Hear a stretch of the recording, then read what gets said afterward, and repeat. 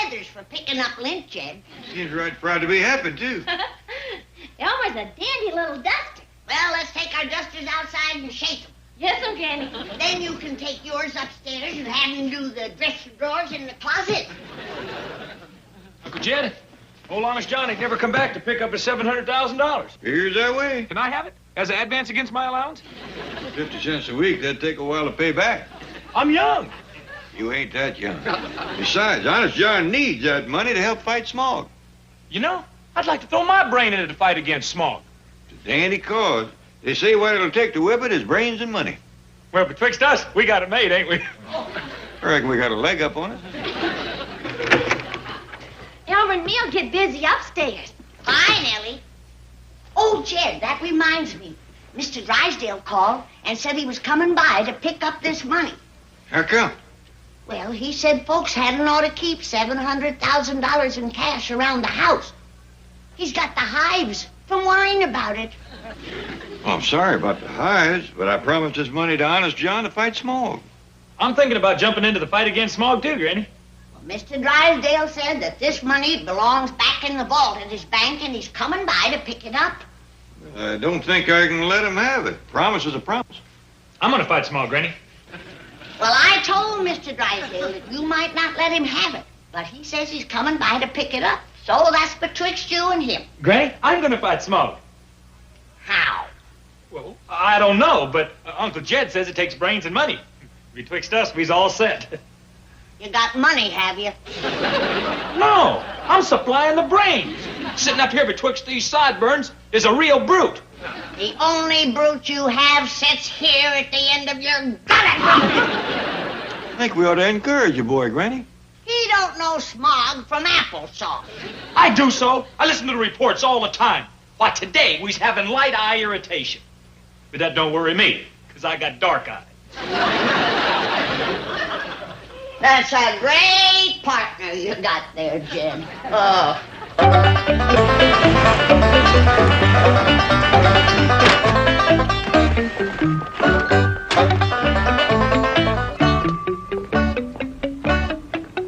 All right, guard. Go in there and get that money, and don't take no for an answer. You forced me to wear this uniform to save paying a guard, but it won't work. Mr. Clampett will recognize me. I thought of that. So just wear this disguise. There we go. Looks great. Now get the money. Oh, but suppose Mr. Clampett won't let me take it. Well, you've got a gun. Use it. Oh, gee. Oh, I don't need to shoot him. Just fire a couple of shots over his head to show him you mean business. I will not. If you want that money, go and get it yourself. A fine guard you are. Why, you're a disgrace to that uniform. Mr. Drysdale, I thought I heard somebody. Oh, Mr. Clampett, this guard is here to pick up that $700,000. Well, I don't think I can let him have it. Well, whatever you do, don't cross him. He's armed. He's a mad dog killer. Is that fact? Are you a mad dog killer, Miss Jane? Of course not. Miss Hathaway, what are you doing in that uniform?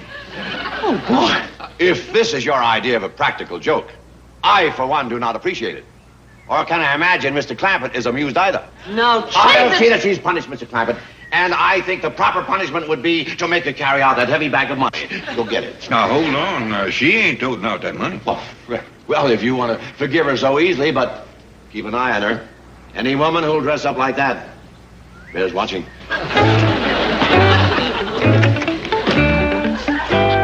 Hello, Jethro. Hi, Mr. Drysdale. Get up. I need this money. Uncle Jed don't want you to have it, so I'm going to sit here till I think of a way to get rid of the smog. Jethro, that is a problem for a genius to solve. Thank you. I'm working on it. Why don't you go out to the kitchen and eat something? Vowed I wouldn't eat till I figured out a way to whip the smog. Well, go get a stick and hit it. You ain't being no help. Well, neither are you. Get up. Not till I think of an idea. Jethro, get off the money. Here's an armed guard. He'll shoot you. Hey, mister. You look like your secretary, Miss Jane. I am Miss Jane. What are you doing wearing that outfit? It was dark when she dressed this morning. Now get off the money. Mr. Clampett is not going to let you take this money. Okay, then you take it. Come on, get up. Get it. We might just as well go back to the office. Hey, Miss Jane, before you go, say, sit down and help me think of an idea on how to get rid of smog. Jethro, dear boy, the finest minds in the country are working on that problem. Well, yeah, but I ain't getting nowhere. Don't sit there wasting time with that idiot. Hey, now, hold on. Just because she's dressed funny, don't make her an idiot. Get up from there, both of Hey, you. Mr. Drysdale, it's hard to think of brilliant ideas with folks yelling at you. Yeah. Where does Granny keep her shotgun? Sure hope I can whip that smog problem before I starve to death. Jethro, I'm afraid that problem won't be solved until someone invents a replacement for the internal combustion engine. I'll do it. I'm on it. Hey, what's internal combustion engine? Well, that's the engine that powers the average automobile. The hope is to convert to steam or electricity. Hey, Mr. Drysdale, what should I put my giant brain to work on first? A steam car or electric car? Why not a gas turbine? Oh, I ain't gonna mess with hats, just cars. Swell.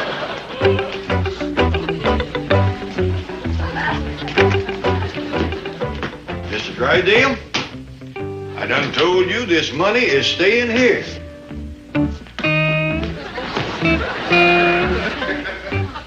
Mr. Drysdale, get off of my money. It's my money. No, it ain't. It's mine. Was my sack. All right, I'll dump the money out, and you can have the sack. Good. Just dump it in that truck out front. It's staying here. But it's not safe here. Well, it was till you showed up. But no, it's going back into my vault. No, it ain't. Oh, Chief. Don't stand there, Hathaway. Use your gun. That is an excellent idea. Stand back, Mr. Clampett. I should hate to hit you. You traitor! Mr. Drysdale, get a hold of yourself. I done promised this money to a fella's going to get rid of all the smog. Not Jethro. No. This fella's going to drill a tunnel through the San Bernardino Mountains, put in a great big fan, and draw all the smog out of Los Angeles. That's a preposterous idea. Yeah, we like it too. Mr. Clampett, the problem of smog is too big to be handled locally. It has to be solved on a national level. Is that a fact? Only the president can get together the brain power and the vast amount of money necessary. Why, this $700,000 isn't even a drop in the bucket. Well, how much does the president need? Oh, millions, billions. So I'll just take this chicken feed back to the bank. I'll study on it, Mr. Drysdale. No, give up, Chief. Let's go.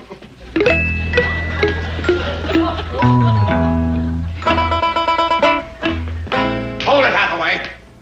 I'm not through with you. What now? You are guilty of conduct unbecoming an employee of the Commerce Bank. Oh, big deal. For cowardice in the face of action. For failure to obey a direct order. Thorough treachery and insubordination.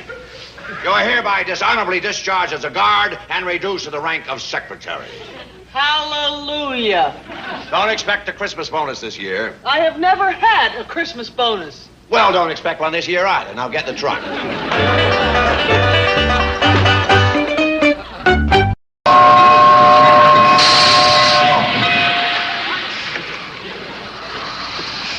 Boy, what have you done to that truck? Looks like the booger set it on fire. Jethro, what'd you do? Done converted this rascal to steam. You are looking at the answer to air pollution by automobile. The Jethro Bodine steam car. But I have done perfected a clean engine. I'm going back inside. Let's all do that for this clean engine jokes us to death.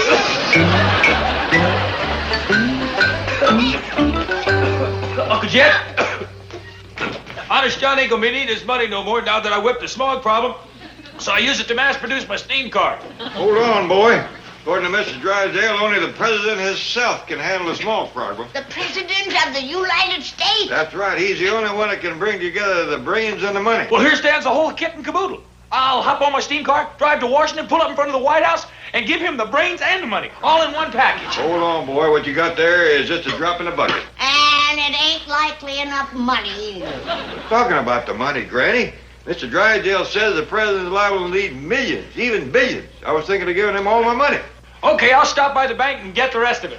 Well, Pop, if Jethro goes to Washington, I want to go too. And they ain't going without me. I was just coming to that. I think it'd be a fine trip for the whole family. I best go leave a note for the milkman. Tell him we's going to Washington. And since you have failed to make your final payment promptly, we are forced to repossess your automobile. Sincerely, your friendly banker, Milburn Drysdale. Chief, you're telling your own brother you're repossessing his car? Oh, that is a little cold, isn't it? P.S. Regards to Betty and the babies. Yes, who is it? It's me, Mr. Drysdale. I fetched you back your sack of chicken feed. Oh, bless you, bless you. Right happy to get it, ain't he? No chicken could be happier. I studied on what you said about letting the president fight the small. Wonderful. The cashier tells me that counting this, I got right at $95 million in your bank now. Wonderful. So we're going to take it to Washington and give it to the president. Mr. Clampett, you can't give all your money to the president. Why not? Well, because it... Miss Hathaway, tell them why not. Why not? Not that way. Explain it. Mr. Clampett, it is your money. You may do with it as you wish. Who asked you to butt in? You did. Well, butt out. Now, Mr. Clampett, this will take time. Government red tape, internal revenue, Secret Service, White House clearance. Now, I'll work it out and call you. Well, I'd appreciate it if you'd hurry, because we'd like to get started. Right away, right away. Oh, and you don't have to give us the $95 million in cash. I reckon the president will take a check. Well, I'll discuss it with him and let you know. Miss Hathaway, you've got to help me. If they take their money out of my bank, I'm ruined. I've got nothing to live for. Oh, now, Chief. A suicide note. That will stop them. Here, take this.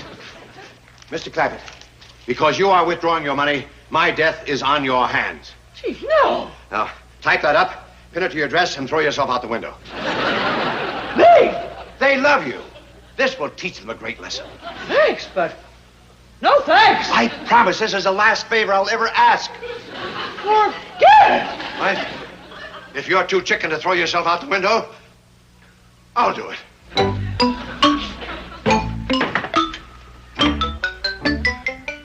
All right, come over here. I can't throw you out from there.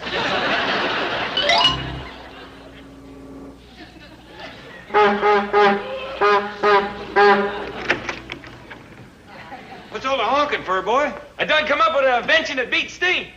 Yeah, I see the boiler's going. Yes, sir. Notice how quiet she is? No noise, no smoke, no smog. She runs on electricity. Doggies. I'm real proud of you, boy. Wow, wow! The presidents are calling you. All the way from Washington. President of the United States is calling me. Yes, sir, Pop. They're bringing the old fellow to the phone, Mr. Little. Isn't he in a straitjacket? Oh, no, he's not dangerous. He just suffers from the delusion that he's worth $95 million. No wonder he's in the funny farm. The whole family. You know, it's wonderful of you to look after them. Oh, they're very sweet people. Nutty, but sweet. Hurry, Dad, don't keep them waiting. Hey, tell them about my electric car. Hello? Hello? Hello, Jed Clampett speaking. Hello, Mr. Clampett. This is the president speaking. Is that sure enough you, Mr. President? Oh, yes. Make no mistake about that. I am the president. That's him, all right.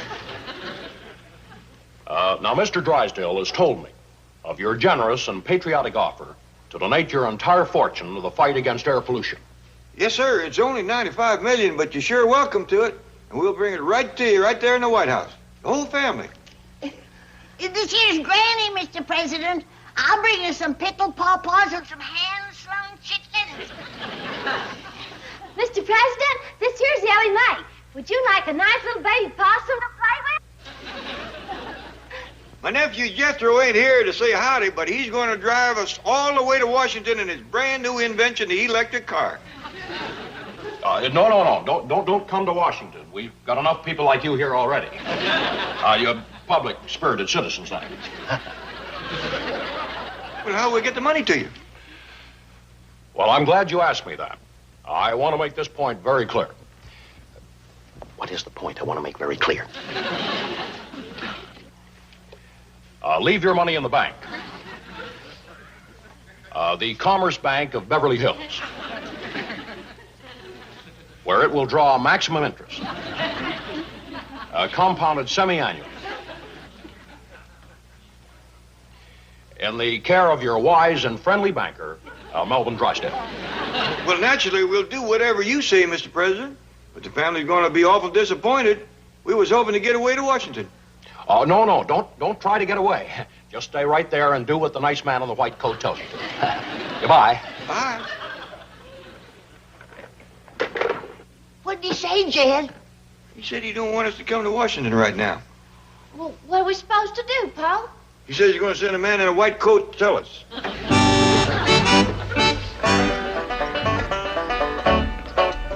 Jethro, I just talked to the president, and we won't be driving to Washington in your electric car. Just as well, Uncle Jed. I'd never found an extension cord long enough to get us there.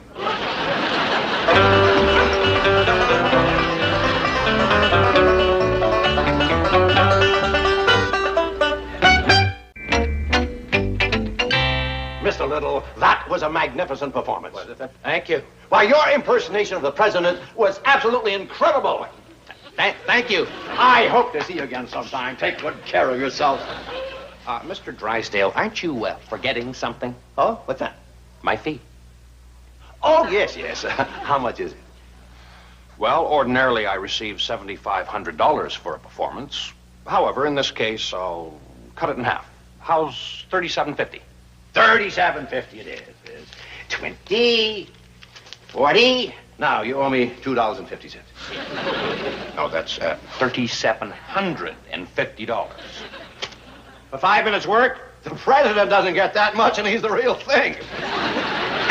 Excuse me, Chief. These foreclosures are ready. Well, aren't you Rich Little, the impressionist? Yes, I am. Oh, Mr. Little, I just love your impression of John Wayne. Huh? Well, thank you very much, ma'am. And let me say that if we had girls like you out on the trail, I never would have given my horse a second look. Oh, that is marvelous. And your Ed Sullivan is an absolute classic. Old Ed Sullivan? Wonderful. Would you do me a favor there, youngster? Would you come on our show next Sunday night and bring your stuffed giraffe? Yes. I'd love to have you. What else are you going to have on the show? World War I with the original cat, in living color, with the surprise ending. Oh! Isn't he fabulous? He certainly is. This was a real pleasure. Wait a minute, you're forgetting something again. Oh, yes, your fee. What are you charging her for Wayne and Sullivan? Oh, nothing. I'll accept the same arrangement.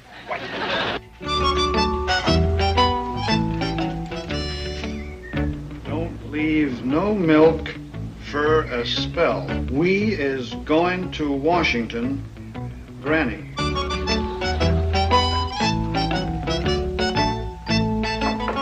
Yeah. Well, you're going to Washington. Whiz? That's what the message says. Have a good trip. Hey, Uncle Jed, we's going to Washington. We just got the message. What'd you say, boy? We's going to Washington. The fella in the white coat just brought the message from the president. Well, where is he? Yonder he goes. Ain't that the milkman? Being a milkman is what you call a cover. Cover. He's really a secret agent for the government. Sure not? Yeah, I learned all that stuff when I was a double-knot spy. Well, reckon we best get packing. Hey, should I convert my electric car back to steam? No, I think we better fly. When the president sends for you, you don't want to keep him waiting. Well, if he comes in, will you please ask him to call his office immediately? It's an emergency. Thank you. How do you like it, Miss Hathaway? Chief, where have you been? Shopping. Any messages? Oh, just one, but it's a beauty. The Clampetts are leaving for Washington. What? They're determined to give their $95 million to the president. We've got to stop them. Get Rich Little back. You're kidding. Huh? Here's a signed check. He can make it out for any amount he likes. I'll get up to the Clampetts and delay them until he calls.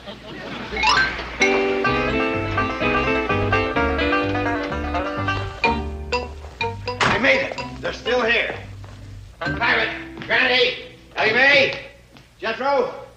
Where is everybody? Oh, hello, Bessie. Is that for me? How are you? Dear Mr. Drysdale, please feed the critters till we get back.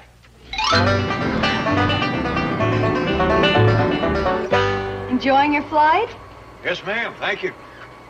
We's going to Washington to see the president. We's going to give him $95 million. Oh, boy. You know the president. Talked to him this morning. I'm fetching him a baby possum. And I'm taking him a jar of pickled pawpaws and some hand-slung chitlins. We was going in my electric car, but I couldn't find no 3,000-mile extension cord. That's very interesting. Young lady, how high would you say we're flying? A lot higher than the plane. Flying makes me hungry. But we've landed now. Landing makes me hungry, too. Can we go straight to the White House, Paul? I think so, Ellie. Quicker we give our money to the president, the quicker he can commence fighting smog. Sure up wheezing down for supper. I'm starving. Jed, if that boy takes his meals at the White House, the president's wife will never get out of the kitchen. I can help with the cooking.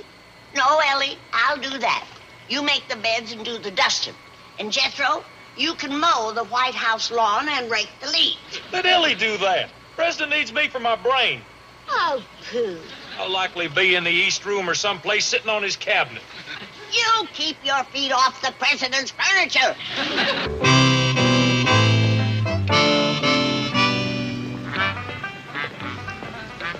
Looks like we made it. The Clampetts aren't here yet.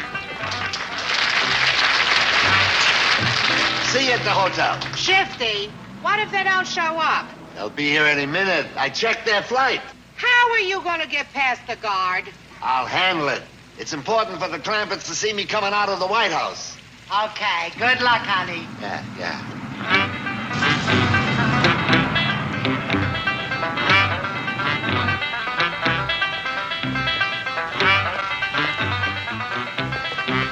Schaefer, FBI. Hold it.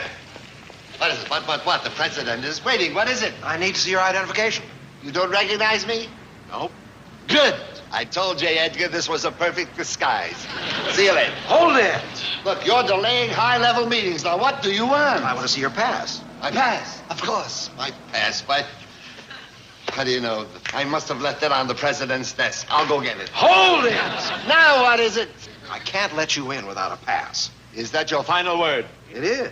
Excellent. You have passed the test with flying colors. Congratulations. Now, let me see. Now, you are guard number 16. Eastgate gets A1 rating. The president will be pleased. Now, don't be surprised if there's a little something extra in your stocking at Christmas. Hold it! Now, look, you have proven your efficiency, my good man. Don't press your luck. I may drop you to a B+. Just candy canes and bubble gum in your stocking. Beat it. Beat it? Careful. One word from me, and you'll be guarding a government igloo in Iceland. I am going to count to 3 if you are not gone. Never mind. I think my pigeons have just flown in from the West Coast. Dandy big house the president's got. Nice big yard, too. Lots of room for critters. Reckon he's got a garden and chickens? Likely out back. Well, here's all our stuff. Here you are, Mr. Taxi Driver. Thank you. Tell me, what time is the next public tour of the White House? 3 o'clock. Yes, remember that. I'm going to ask questions later. Tell the president I'll be there. Mr. Schaefer! Honest John! Well, bless my soul if it isn't the Clampetts. What brings you to Washington, of all places? We's here to see the president. We want to talk to him about the smog problem. We's going to help him get rid of the stuff. What a coincidence. You just appointed me chairman of a very special committee for that purpose. I'm ready to give him my money if I just knew how. Another coincidence. Just happens to be the function of my committee. Hey, Dog! I try to do my humble bit. Shall I make out the check to the president? As a matter of fact, the check should be made payable to my committee. What's that? Citizens Against Smog Horror. That's quite a lot to write. Just use the initials. Fine. Citizens Against Smog Horror. Now, shall I make it for the whole 95 million? No. That might be a bit hard to handle. What do you mean? Well, you see, other public-spirited citizens not as wealthy as you might be embarrassed and not contribute at all. Oh, well, we don't want that to happen. I'm glad you understand. Give him $5, Jed. Lots of folks got that much. On the other hand, let's not go too far the other way. A little friendly embarrassment never hurt anybody. How about starting with $1 million? Excellent. Just the right amount to get the ball rolling. That's 1, comma, not, comma, not, dot, not. Well, he's got a great head for ciphers, ain't he? He's a real naught head. Well, there you are, Mr. Honest John. I hope that primes the pump. Beautiful. The president will be delighted. Are you going to show it to him? At our afternoon meeting. What time is that again, my good man? 3 o'clock. Tell him to be on time. I'm a busy man. You must know the president pretty good. Pals, buddies. Well, why don't you take us to the meeting with you? We'd like to say howdy to him. And he'd like to say howdy to you. Oh, golly. However, the Secret Service requires security clearance. Will that take long? Do you happen to have birth certificates, color photographs, passports, and a complete set of fingerprints with you? Why, no, we ain't. Well, I'm afraid it'll take a while. Meantime, I'll put you up at a nice, comfortable hotel. Here! Taxi!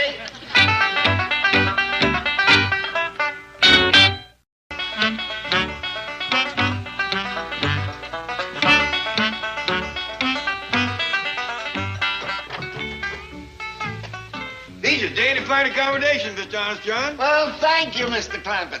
Here, let me show you something.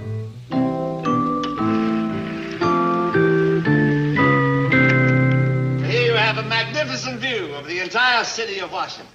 Well, ain't that pretty? Granny, Billy Mae.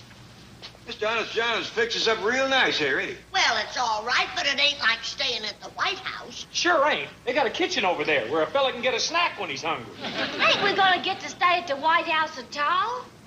Billy Mae, don't pay no attention to him, Mr. Honest John. He is acting awful pushy. Not at all.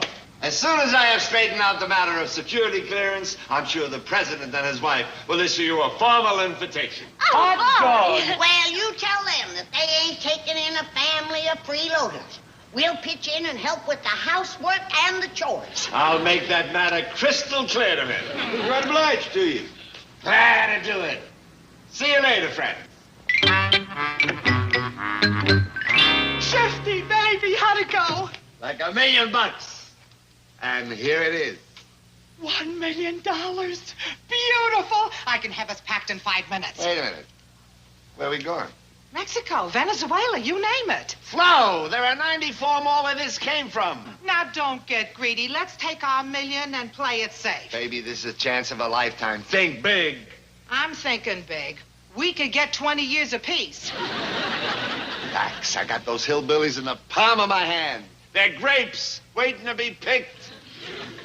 How? Well, I got $1 million for smog. I'll get $1 million for something else. How?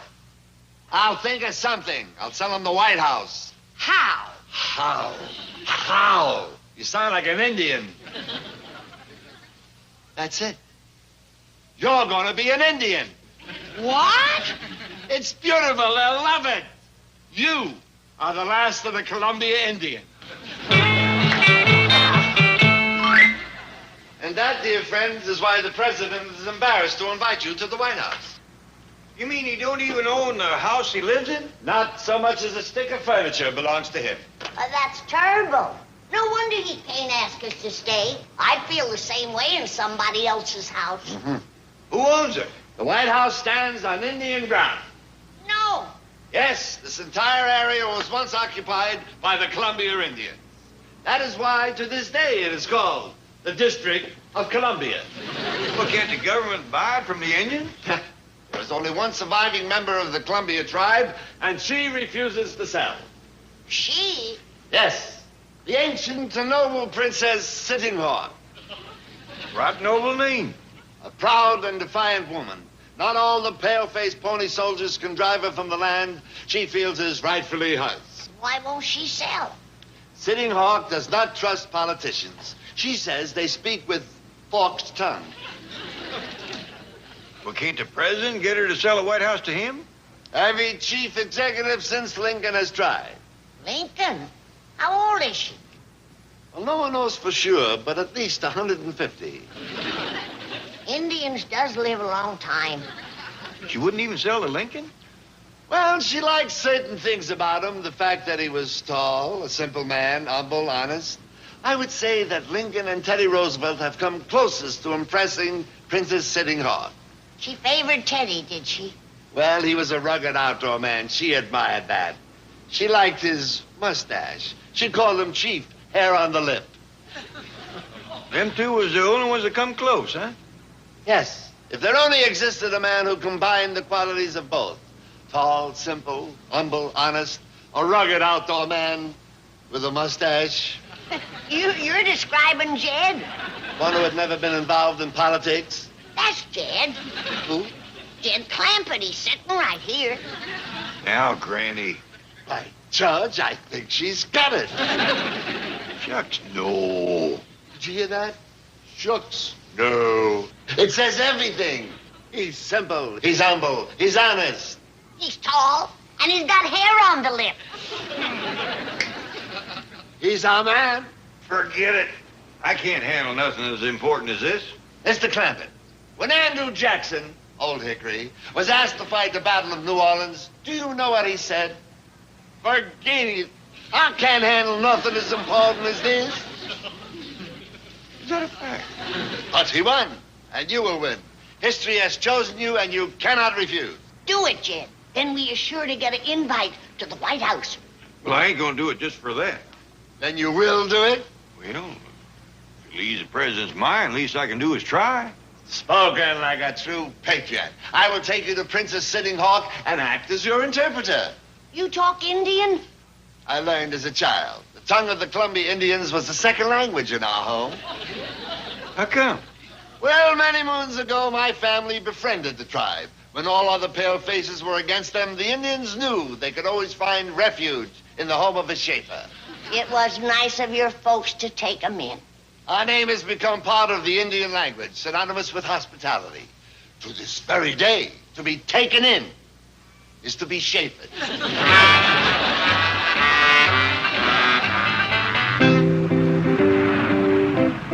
Look, Jed, I think I see her. Is that her, honest, John? Yep. There she sits in front of her lonely teepee. The last of the noble Columbia Indians, the ancient and venerable Princess Sitting Hawk. Does she sit there all the time? Day and night.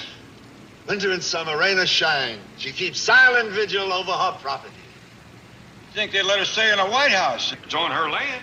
On the contrary. Why, they have cannons to keep her out. Well, if that don't beat all. Cannons to keep out a poor old 150-year-old Indian woman. You can't hardly blame her for feeling spiteful. Is that why she wears all that war paint? Wouldn't you if somebody pointed cannons at you? Now, you have sympathy and understanding for her cause. She's going to like you. I feel it. Can we go talk to her now? I will ask her. Monongahela, Hiawatha, Nantucket, Powwow. Monongahela, Nicomas, Powwow. She has agreed to a powwow. Chattanooga. Choo-choo. Paleface, Cayuga. What'd you say? I told her you were very friendly. Good. Pale face. Sequoia. She says you're tall. She likes that. Pale face. Ponderosa. She likes your mustache. Pale face. Tippecanoe. Shoshone too. She says you're a combination of Lincoln and Roosevelt. That's right, Cayuga of her. Pale face. Potawatomi? No, Potawatomi. What was that? She wanted to know if you're a politician. Tell her I'm a farmer. Paleface, Manitoba. Ah, Tallahassee. She's very pleased. Tell her I'm a doctor. Paleface squaw, Zuni. Ah, Zuni. She's very impressed. I didn't get no Tallahassee out of her. Tallahassee. Tallahassee. That's better. Sass. Saskatchewan. She's invited us to sit down. Well, maybe we better get down to business. Ask her if she'll sell me the White House property. I'll do that. Yeah, tell her if she does, I'll do my best to chafer her. What? Take her into the White House. Oh, yes, yes. But, Jed, we ain't been took in ourselves yet. Don't worry, dear friends. Before this day is over, I promise you will be thoroughly shapen.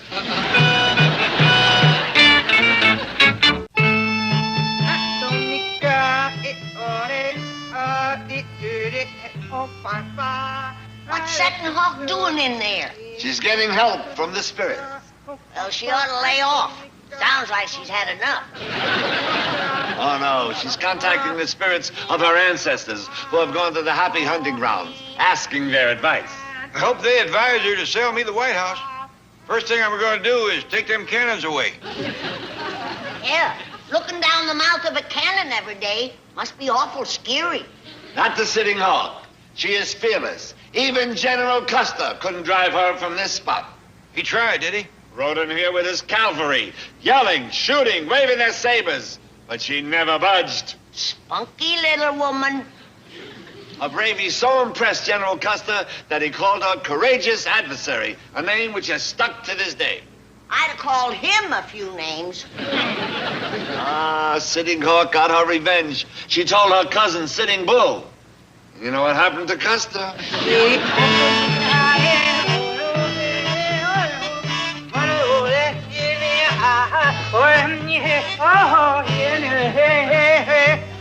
Waukegan.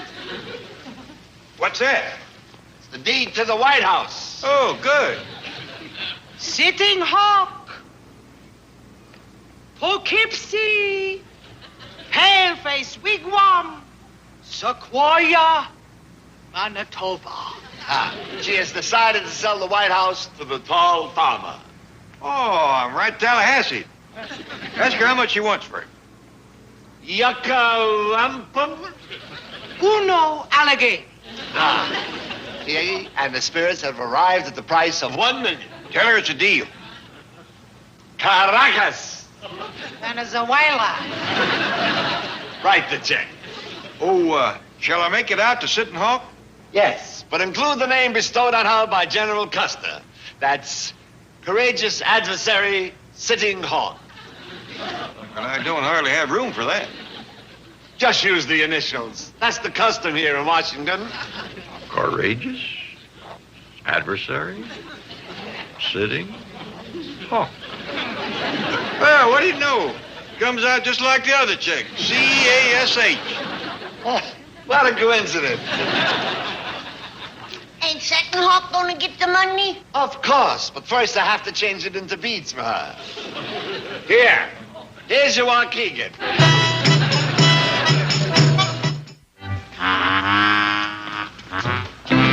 Howdy. Howdy. We's the Clampetts. This here is Granny, Ellie Mae, Jethro, and I'm Jed. Howdy. Howdy. Can I help you folks? Oh, no, thanks. We's all able-bodied. The president is gonna chafer us. I beg your pardon. Can you keep a secret? Yeah, I think so. I poughkeepsied the White House from Sutton Hall. No fooling. How's gonna give the president his Waukegan? And he'll be right Tallahassee to get it. Well, we best Saskatchewan for the supper table. Hey, can we see the president now? Just a second. I'll see if he's busy.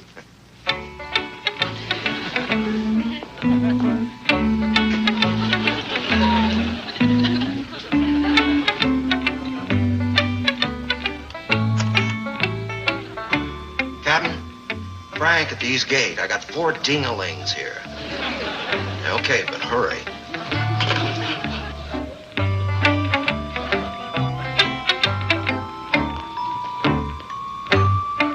What'd he say? He's sending a car for you. Oh, shucks, we'll walk. It ain't but a couple of 100 feet. No. You just stay right here. The president wouldn't have it any other way. Well, that's real Cayuga. Oh, he's very Cayuga. Do you notice anything familiar looking about Jed? Should I? He's Tippecanoe and Shoshone, too. Now that you mention it, he certainly is. It's being Sequoia and having a Ponderosa that does it. But he ain't no pot to what to me. Car's here.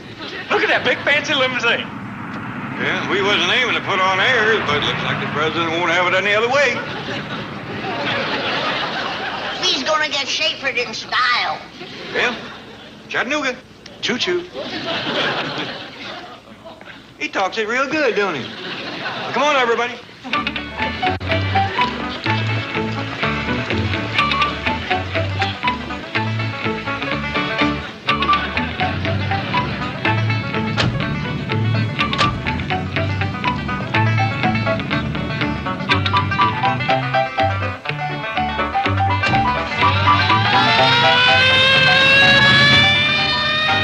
Wanted to see me, Mr. Clampett? Yes, sir, Mr. Honest John. We had us a kind of a bad experience. Here? In my town? Washington, D.C.? Yes, sir. It happened right after I bought the White House from your Indian friend, Sutton Hawk. Ah, yes. The last of the District of Columbia Indians. Noble woman. Oh, I ain't faulting her. It was when we took the deed over to give it to the president that we run into the trouble. You tried to see the president without telling me? Oh, we didn't want to bother you. We thought we'd just drop in and hand him the Waukegan. What? Are you forgetting? Waukegan is Indian for deed. Ah, yes, of course. You gave it the pale-face pronunciation. Confused me for a moment. Well, anyway, it was at the gate to the White House where things went wrong. I'll say they did. Oh, I'm terribly sorry, especially for your sake, Ellie Mae. No, I'm Granny. I did it again. It's very confusing. You both look so young and radiant. Well, I don't feel young and radiant. When we tried to see the president, they took us to the calaboose. No. Well, come to think of it, it wasn't exactly a calaboose. It was more like a hospital. Well, anyway, it was something called a psycho ward. Do you know what that is? Can't Never say as heard I of did. it. That, my friends, is a place reserved for very important visitors, like yourself. Now that I recollect, they did think that we come from a foreign country. Yeah, a place called Paranoid. There was another country mentioned, too. That's right. They said from the way we looked and acted, we was either paranoics or schizophrenics. Yeah.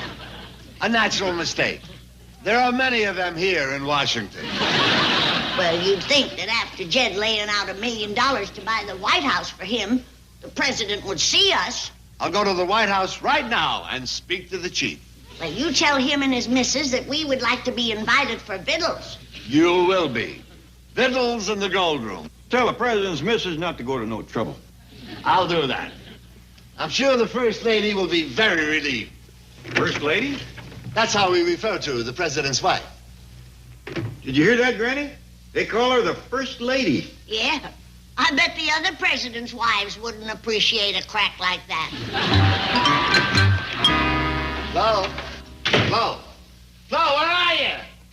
I'm trying to scrape off this Indian paint so we can blow town. No, Tom. Honey, I've got the Clampetts convinced that you own the entire District of Columbia. So? So, I've only sold them one little parcel, the White House. Now, Shifty. Well, what's wrong with getting another $1 million for the Capitol building and the Washington Monument? Independence Hall. That's in Philadelphia. I'll let it go for half price. Now get the paint back on your sitting hawk and they're sitting ducks. Shifty, be sensible. You got $1 million to fight smog. You got another $1 million for the White House. Let's take the $2 million and fly to Guatemala. Guatemala? What's in Guatemala? When we get there, us and the $2 million. Forget it. All right, then. Let's split the money. That's the deal. The next $2 million is yours. Honey, have a little faith in me and we'll be in Clover. We'll be in Leavenworth. Sweetie, you're arguing with a man who's a proven success. I'm worth $2 million. You haven't got a penny. Go put on the paint. Wow!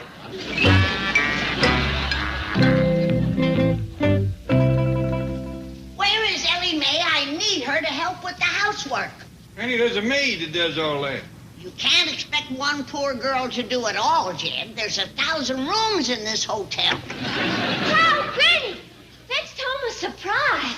Well, that's mighty nice of you, Ellie. What is it, Ellie? Take a look. Ain't they cute? Of course it's cute, Ellie. But if there's one thing we don't need right now, it's more critters. Your pa's right, Ellie. Take 'em back. But, Granny, I already named them. Don't matter. Take 'em back. They's all named after presidents. This one here is George Washington. This one here is Abraham Lincoln. And this one is Theodore Roosevelt. Take 'em back, Ellie. This one is Jefferson Davis. He can stay. We got so many critters now, Mr. Drysdale has to look after them first. One poor little Confederate kitten ain't no bother. Besides, Miss Jane is there to help.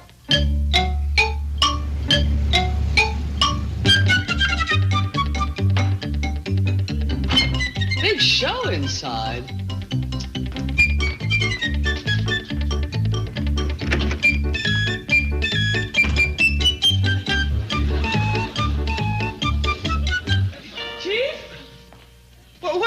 Chief, I have got to talk to you. Did you buy a ticket? Well, of course not. Right over there, 25 cents. What is going on in there? Buy a ticket and find out. Chief, this is important. I have got to talk to you. Not without the ticket.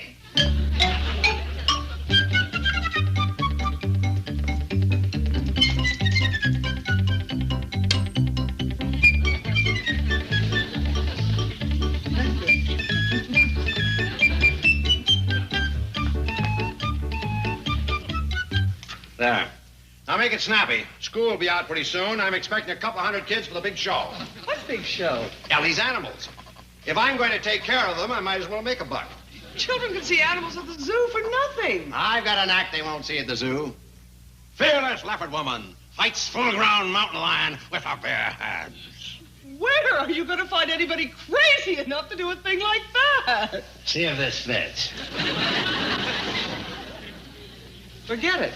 Are you going to disappoint all those children? And the mountain lion. Now, perhaps you had better listen to the news. Washington, D.C. Bank just phoned. Jed Clampett has written checks for $2 million. $2 million? Who'd they made out to? Cash. The bank simply wanted to know if they were good. Well, I hope you told them no. Chief, I can't lie. You can't lie. You can't fight mountain lions. What do I need you for? Well, for one thing, to take care of the bank while you're putting on kiddie shows. Don't knock it. 200 kids at 25 cents a throw, that's $75. That's $50. So you caught me. You'd be surprised how many people don't. Now hop on a plane to Washington and bring the Clampetts home. Well, what do I use for money? Oh, yeah, I forgot. There's $500. Bring back some change. That's $300. So you caught me again. Big deal. Happy landings. I must say, Chief, you're taking this all very calmly. Why not? At least the Clampetts aren't in the clutches of that confidence man, Shifty Schaefer. I said, Mr. President, my pals, the Clampetts, have spent $2 million on your behalf. When are we going to see him? Then I said, if necessary, I'm sure they'd be willing to spend even more. What did he say? You should have seen his face. We'd like to. He was deeply moved. Tears welled up in his eyes. Have you ever seen a president cry? We ain't never seen a president do nothing. Granny, let Mr. Honest John tell his story. What makes you think it's a story? Oh, yes, you mean the account of what happened. Yes. Well, just then the hotline from the Capitol building rang. Congress was in a turmoil. How come? Sitting Hawk has pitched her teepee on the grounds of the Capitol building and will allow no one to enter or leave her property. Well, that's right. She owns the whole shooting match. Congress has adjourned. The country is paralyzed. A state of emergency has been declared. No one knows what to do. It's terrible. Well, why don't we just go over to the Capitol and I'll buy it from her? What an idea. What a patriotic gesture. Once again, you have saved your country. The president will be overjoyed. This time we'd like to see the joy.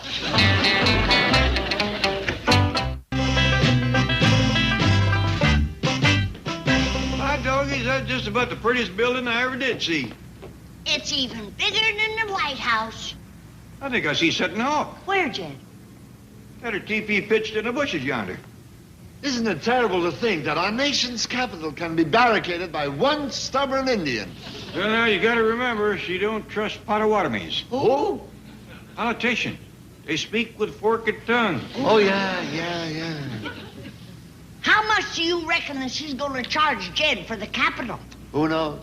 I'll do my best to bargain with her. Let's go.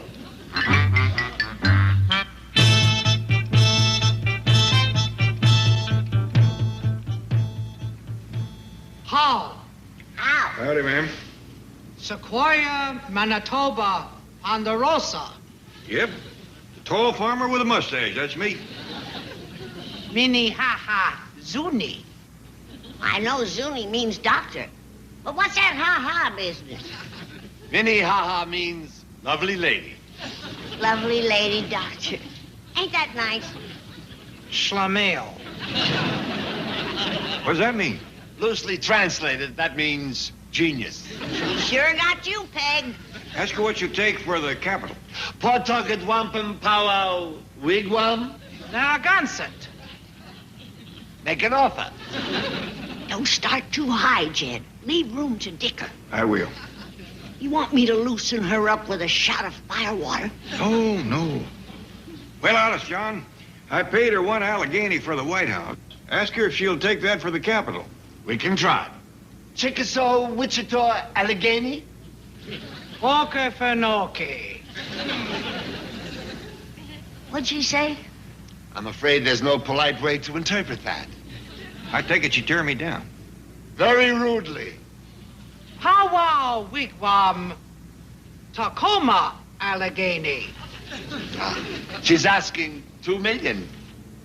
Tell her to go Okefenokee. Granny. Well, honest, John, if that's her rock-bottom price, I reckon we'll have to meet it. Tacoma, Allegheny? Tuscaloosa. Tuscaloosa. It's a deal. Shall I, give the check to Princess Sutton Hawk? No. There's a special congressional committee to handle the acquisition. Make your check payable to, Committee Acquiring Senate Headquarters. That's a lot to write. Couldn't I just use the initials again? Good idea. The Washington short form. Committee Acquiring Senate Headquarters. Well, what do you know? Comes out CASH again. Honest, John, if Jed is buying the capital from Sutton Hawk, why can't she get to keep the money? She will. But first, Congress has to convert it to buffalo hide. Well, there you are, Schlemiel. What was that? Oh, the Indian word for genius, yeah. Now can we get to see the president? Of course. First, however, Sitting Hawk has authorized me to offer for sale several other choice parcels of local real estate. Ixnay. Ixnay. That's the Washington Monument. Ixnay. Amscray. What's Amscray? That's the Lincoln Memorial. She'll only sell them if you take them both. She doesn't want to break up a set. Well, I reckon it wouldn't do no harm to look at them. Well spoken, my friend. Guatemala pronto. What'd she say? She doesn't want to sell the airport. But if she closes it down, where will people land? Oh, we gotta have an airport. Yes. Now look, you two stroll over and take a look at the Capitol. I will reason with her in her native language. See you at the hotel. Sure do hope you can get her to Poughkeepsie to Guatemala. I'll do my best. So long, Sitting Hawk. Don't take any wooden buffalo hides. You.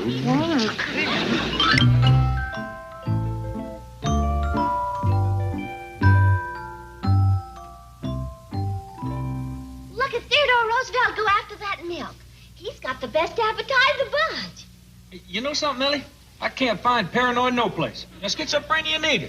What are you talking about? Remember in the psych ward when they said we was either paranoids or schizophrenics? Well, this here map of the world don't show neither one of them countries. Oh, who cares? We's Americans. Come on, Theodore. Now you can curl up on a bed and take a nap with George Washington. Found Paraguay, but no paranoid. Ryan. Excuse me, sir. If you're finished, I'll take the dishes. Oh, sure. Help yourself. Hey. Hey, tell me something. Do I look foreign to you? No. Why? Well, some folks think we's a family of paranoiacs or schizophrenics. What folks? The ones that had us at the psycho ward. They had you at the psycho ward? They picked us up just as we was moving into the White House. Oh, well, that's a shame. I hope you enjoyed your lunch. Oh, yeah. The first two was real good. I couldn't finish the third, so Ellie may give part of it to Theodore Roosevelt. Sorry. Hey, will y'all be quiet? You're gonna wake up George Washington. George Washington is sleeping in there? Right over yonder. Abraham Lincoln and Jefferson Davis is in that room. Swell. Glad they finally made up. Oh, howdy, Mr. Waiter. Guess what, youngins? I just bought the Capitol building, lock, stock, and sentence. Dog! And if the price is right, he's gonna buy the Ixnay and the M scrape. That's the Washington Monument and the Lincoln Memorial. Oh, Mr. Waiter, this here's my granny, and that's my pa. That figures.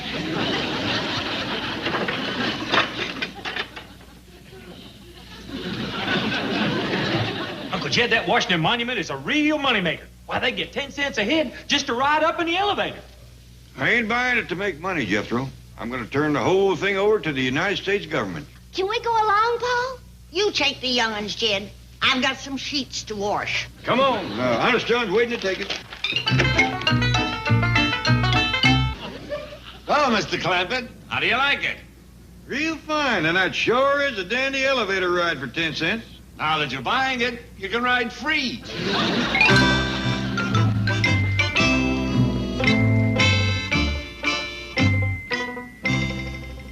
My doggies, if an am scraying is pretty as the Ixnay. And it's all yours for the bargain price of $1 million.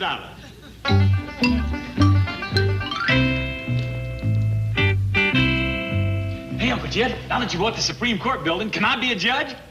How about that, Honest John? It's a cinch. I'll talk to the president. But Honest John, what would I do with the Pentagon? We'll figure something. It's too good a bargain to pass up.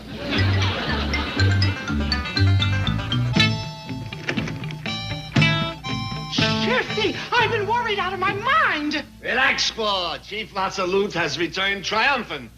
Are you ready? You are looking at $10 million in pale-faced wampum. 10 million? And you wanted to quit with 2. Look at this. Smart control. The White House. The Capitol. Washington Monument and Lincoln Memorial. The Zoo. Supreme Court building. The Pentagon. Dulles Airport. Library of Congress. The Potomac River. You got $1 million for the Potomac River?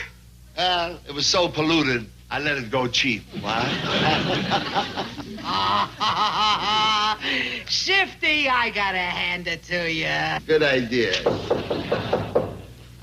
That'll be our champagne and caviar. Who ordered that? I did. I thought a little celebration is in order. Come in. Excuse me, I'm looking for some kittens at Mr. Honest John. Ellie Mae, done found one of your kittens. Honest John. Well, would you look at this? It's Honest John and Setting Hawk. There's me. Honest John, I sure never expected this. Well, you see, You have got to be the nicest man that ever lived. well, you see what happened? What? Who else but you would take in a poor old Indian woman ain't got no place to pitch her teepee? What? Ain't I always said it? The man is a living saint. He's the salt of the earth. One of nature's noblemen. I don't know what to say.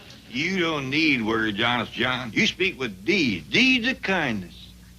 I'm going to change this here kitten's name from George Washington to Honest John Schaefer.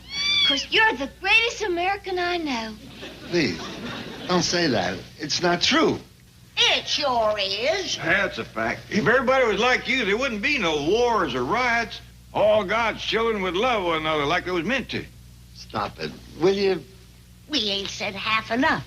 Why, you must be the finest man that ever lived. Look, you want to know the kind of man I am? I'm a confidence man. That's the truth. We got nothing but confidence in you.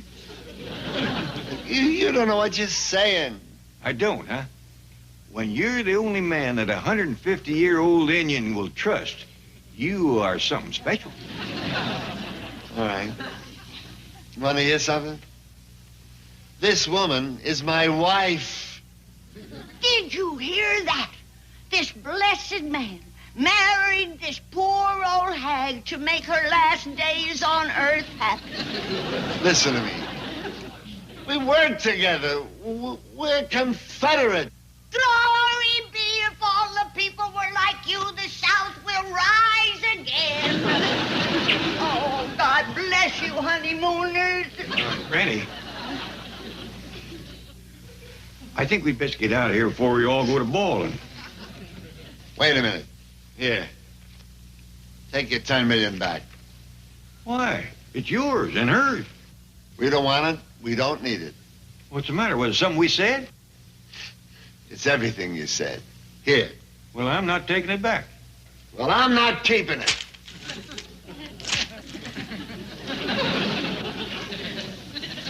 Happy New Year. Well, let's go in the other teepee. Well, if that don't beat all. It's our own fault, Granny. We overpraised him. You just can't do that to a modest man. Well, come on, everybody. Fairchild ain't no varmint. Well, he ain't people, and I'm a people doctor. Well, take a look at him. He's breathing heavy, and he moans considerable, and his nose is warm. Please, doctor. Well, I have swore an oath to end suffering wherever I finds it. All right. Oh, thank you. Dr. Granny's gonna make you well, Fairchild. Stick out your tongue. Maybe you'd better reach into his mouth and get it. Uh-huh. Now, let's hear how this chest sounds. Say 99. 99. He can't talk. Oh, I forgot. He's got the croup, Ellie, and a touch of the grizzly fever. Can you cure him? Oh, sure. I'll cook up a strong poultice for his chest. That'll draw out the inflammation. Now, you keep him warm. Yes? Oh, Miss Hathaway, there's an admiral here to see you. Admiral? Well, he's handsome enough to be an admiral, divinely tall, broad shoulders, one of those rugged men of the sea. Ask him to come in. If you're busy, I could entertain him. I'm not busy. Too bad. Come in, sir. All right, girls, back to the secretarial pool. You may go too, Darlene. Yes, Lieutenant. Are you Jane Hathaway? That is correct. Miss Jane Hathaway. I miss Darling Mattingly. You may go, Miss Mattingly. My name is Templeton, and... Of course, Matthew Templeton. Well, you're the man I found in the forest. What forest is that? You may go, Darlene. That was my brother you found in the forest, Miss Hathaway. My name is Mark Templeton. Well, the resemblance is striking. Well, we're often mistaken for one another. I'm looking for the Clampetts, and my brother said that you could put me in touch with them. Indeed, I can. I'll give you their address and telephone number. As a matter of fact, if you need transportation, I'll be happy to drive you over. I have a car, but I would appreciate an introduction. Oh, the pleasure is mine. As soon as Mr. Drysdale returns, we'll drive over. All right, what's going on here? Oh, Mr. Drysdale, Miss Hathaway is entertaining a very handsome Navy man in your office. Oh, she is she? Well, back to your desks. And no coffee breaks today.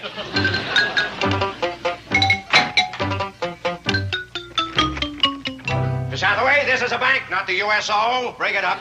Chief, may I present Lieutenant Mark Templeton of the United States Navy? Oh, are you here to open an account? No, sir. Make a loan? No, sir. Shove off, sailor. Chief! Anchors away, both of you. I'm a busy man. But, Chief... Out! Well, Lieutenant, I am terribly sorry. Mr. Drysdale's been in a foul mood ever since interest rates went down. How's the bear poultice coming, Doctor? Got it all cooked, Ellie. Now we'll just let it cool a mite. Sure smells strong. What's in it? Well, your base is skunk oil and turpentine. Then you thicken that with sulfur, dog bane, stinkweed, rock salt, hog bristles, and minced beetles. And then right at the last, I stir in a double handful of diced cockleburrs and night crawlers. Now, while it's cooling, we'll take his temperature and we'll check his pulse. It's gone! Great gut got it! Jethro! Did you eat what was in that pot? Yeah. And from the way it tasted, you must have cooked it. I cooked that. You're slipping, Granny. That's all I could do to choke it down. Greetings, Mr. Clampett. Howdy, Miss Jane. I'll bet this gentleman looks familiar to you. He does for a fact. You're that preacher from back in the hills, Matthew Templeton. Well, actually, I'm his brother, Mark. Aren't they look-alikes? Like two peas in a pod. I understand there was a little mix-up with my brother. There was for a fact. Granny had him and my daughter Ellie halfway down the aisle before she found out he was married. Matthew was awfully upset about that. Not as upset as Granny. Well, come on inside and meet the family.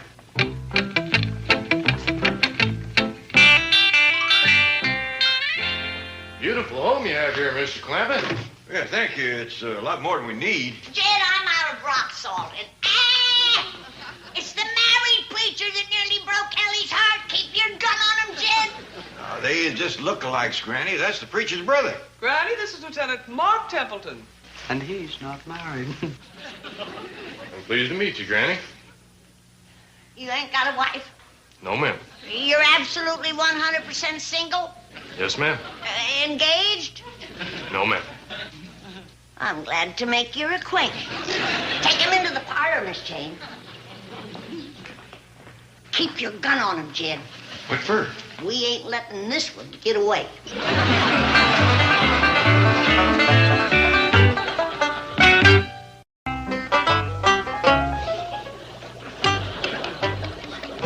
Ellie, darling, quick, get into your prettiest dresses.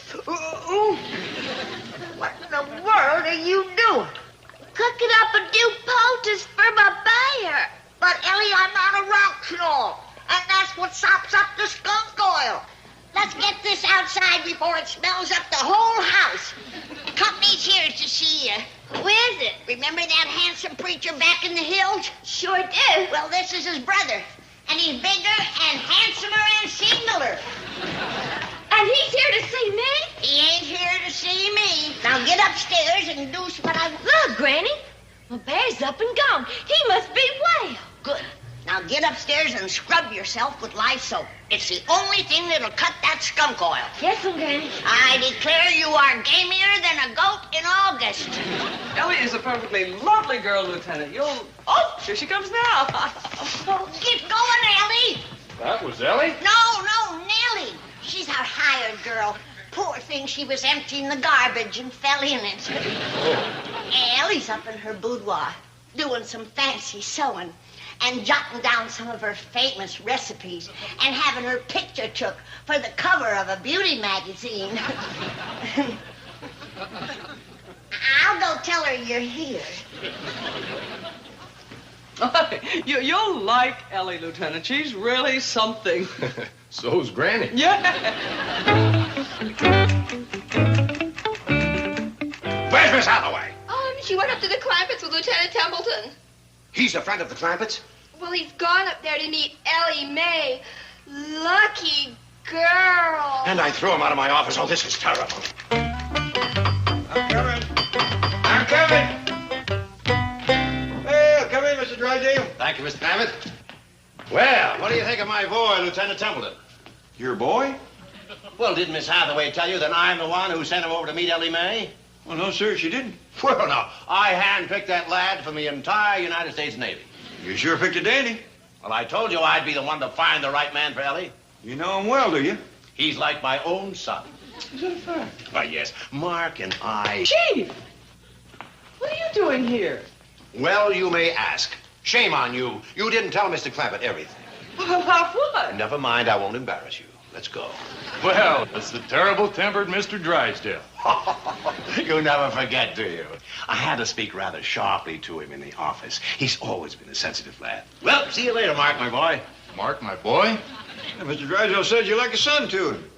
Oh, brother. Oh, you're right. Brother is better. I'm a little young to be a father, Image. Let's go. Well, here comes Ellie Mae. Now you two can get acquainted, Mark. Wow.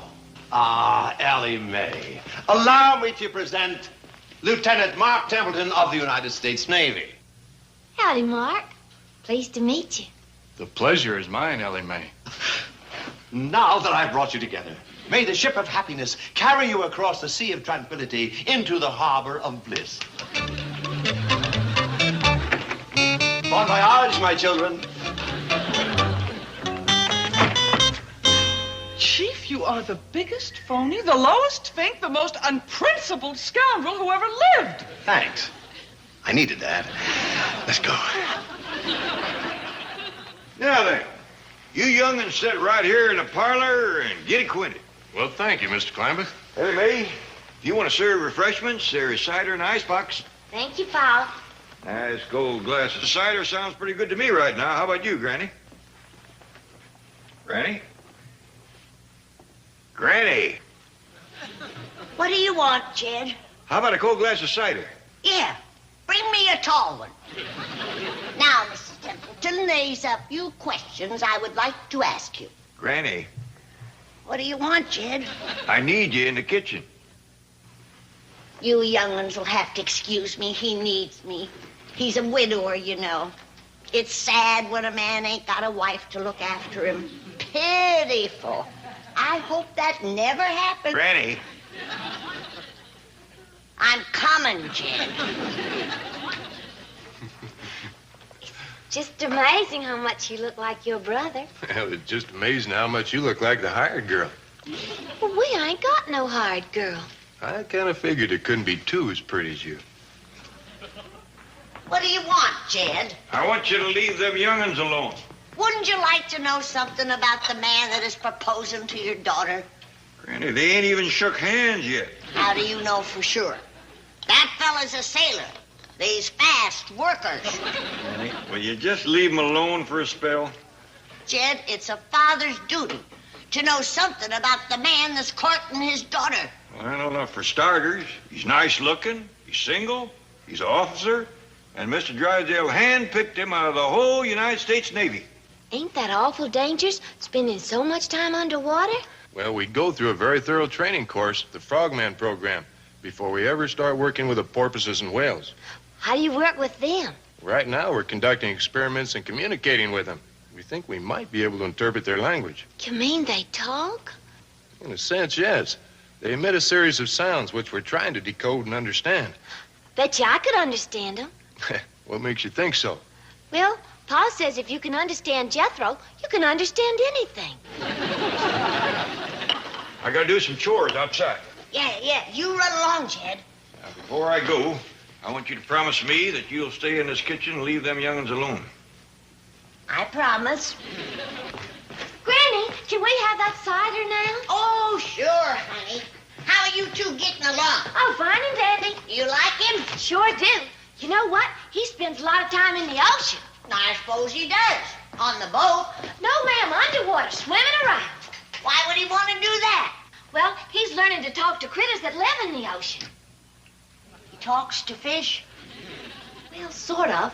Whales and porpoises and such. Why, he can stay underwater for better than an hour. Land sakes. That ain't human. Can I be of any help? Oh, no. Ellie, you take the cider into the parlor. I want to have a word with Mark here. Yes, Granny.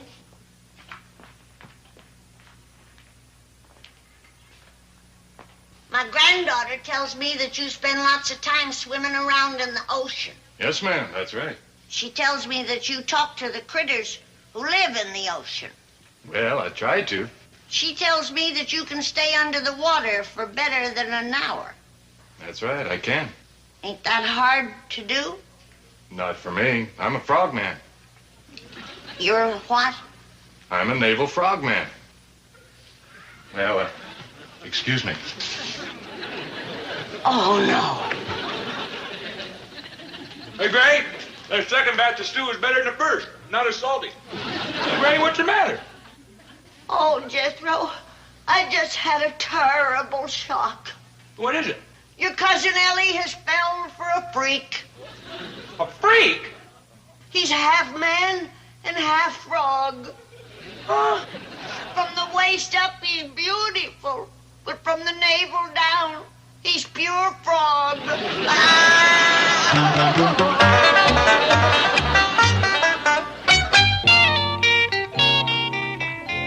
You'll see, Elliot. Being a frogman isn't as dangerous as it sounds. We're carefully trained, and the Navy provides us with the very finest gear. This wetsuit keeps me warm, even at depths where the ocean temperatures might be 30 or 40 degrees. And these flippers give me great underwater propulsion. But say, I got an idea. You have a swimming pool? Sure do, a great big one. Suppose I demonstrate it for you. Oh, fine and dandy. Could I put on my swimming suit and join you? Great. Where's the pool? Oh, around back. And there's a dressing room where you can change. See you there.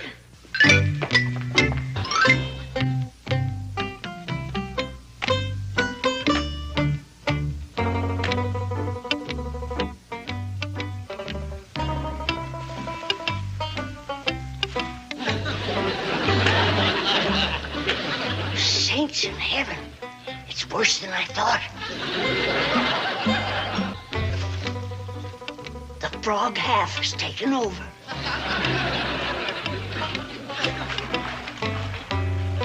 There he goes. Must have spotted a fly. Ellie, honey, don't go up there. Well, why not? I hear Mark splashing around in the pool. Yeah, well, hearing him is one thing. Seeing him is something else. What do you mean? Ellie, remember when we had such high hopes for his brother Matthew, and he turned out to be married? Yes'm, but Mark is single. And I found out why. Get a grip on yourself. He's a frog man. Oh, I know that. He told me.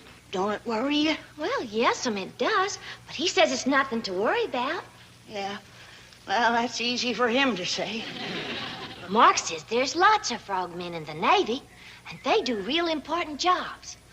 Well, like when the astronauts drops in the ocean, it's the frogmen that rescues them. Well, I ain't saying they ain't useful, but you don't want to marry one. Why not? Why not? Have you ever seen a frogman? No, ma'am.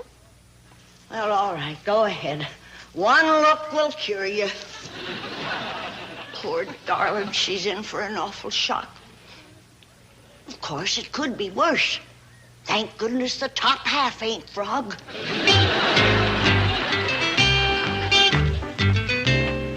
Jethro, you seen anything of Granny? Not lately. I sure wish he'd show up and cook some victuals for our company. Don't be too anxious. Did you taste that stew she made? No. It was awful. Hey, Granny, I'm hungry. Get out of here, boy. I got a serious family problem to take up with your Uncle Jim. Ain't you gonna cook no victuals? No, I ain't. Now, scat. Granny, I think it'd be kind of nice if you was to fix something for Ellie's date. I don't cook bugs. Bug? I ain't too sure of that after eating your stew. Get out of here! Well, Jed Clampett, so you didn't want me to ask that Templeton boy any serious questions about himself. That's right. I suppose it's all right with you if he just goes ahead and marries Ellie Mae. After a proper courtship, could be. Some courtship. If she kisses him, she'll get warts. Warts? I reckon that they'll be married in the cement pond. And you will just float your daughter up to him on a lily pad. What are you talking about? I'm talking about Mark Templeton. You don't know one thing about him. Well, Granny, I told you, Mr. Drysdale handpicked him. Where'd he find him? In a pet shop. That don't make sense. It'll make sense when your grandchildren turn out to be tadpoles.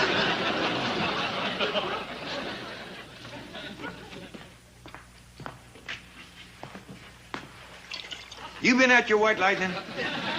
No, but it's a good idea. Let's have it. Not till you explain all that crazy talk.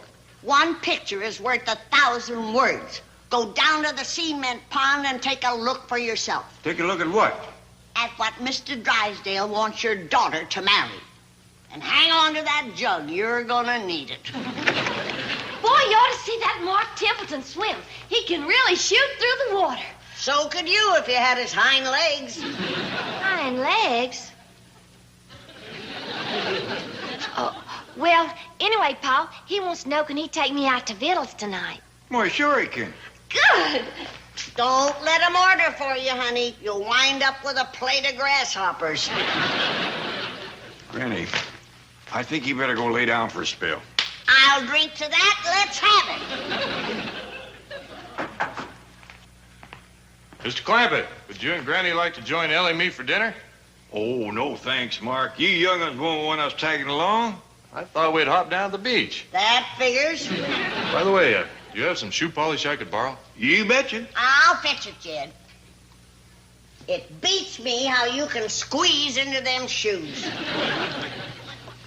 Your feet must be killing you. What you mean by that? Don't pay no attention to her. The way she's acting today, this must have been a bad batch. A fascinating new frontier, the unexplored depths of the ocean. I hope to show it to you soon. I'd love to see it. You suppose I could get Granny down there? Oh, I doubt it. She's awful scared of water. He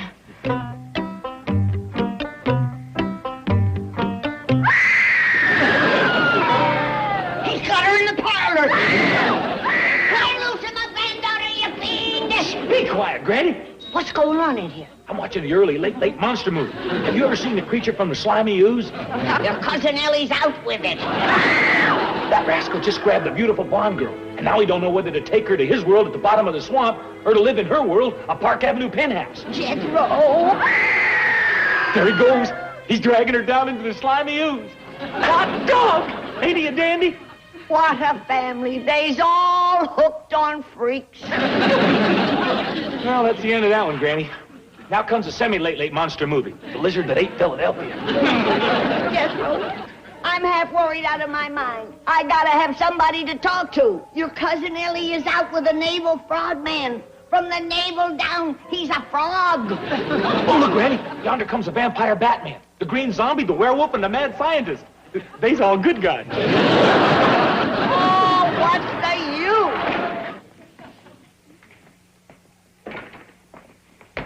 Granny. Ellie, honey, are you all right? Where's the frog man? Did he try and take you to his swamp? Of course not. Well, run quick to the kitchen. Cut a tater in two. Rub yourself good with it, and then bury it. What for? So you won't get warts. Granny, you leave that girl alone and go to bed. You want her to get warts? I want her to get some sleep, and you too. Did you have a nice evening, Ellie? Oh, fine dandy, Paul. Mark and me's going on a picnic tomorrow. Fine. Get to bed now. What a family. His daughter's out with a frog. Did you have a nice evening, Ellie?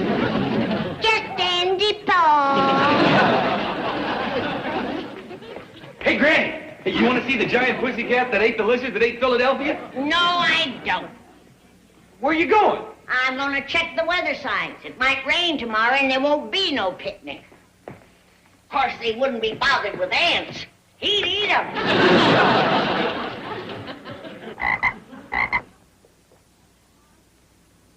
Is that you, Mark?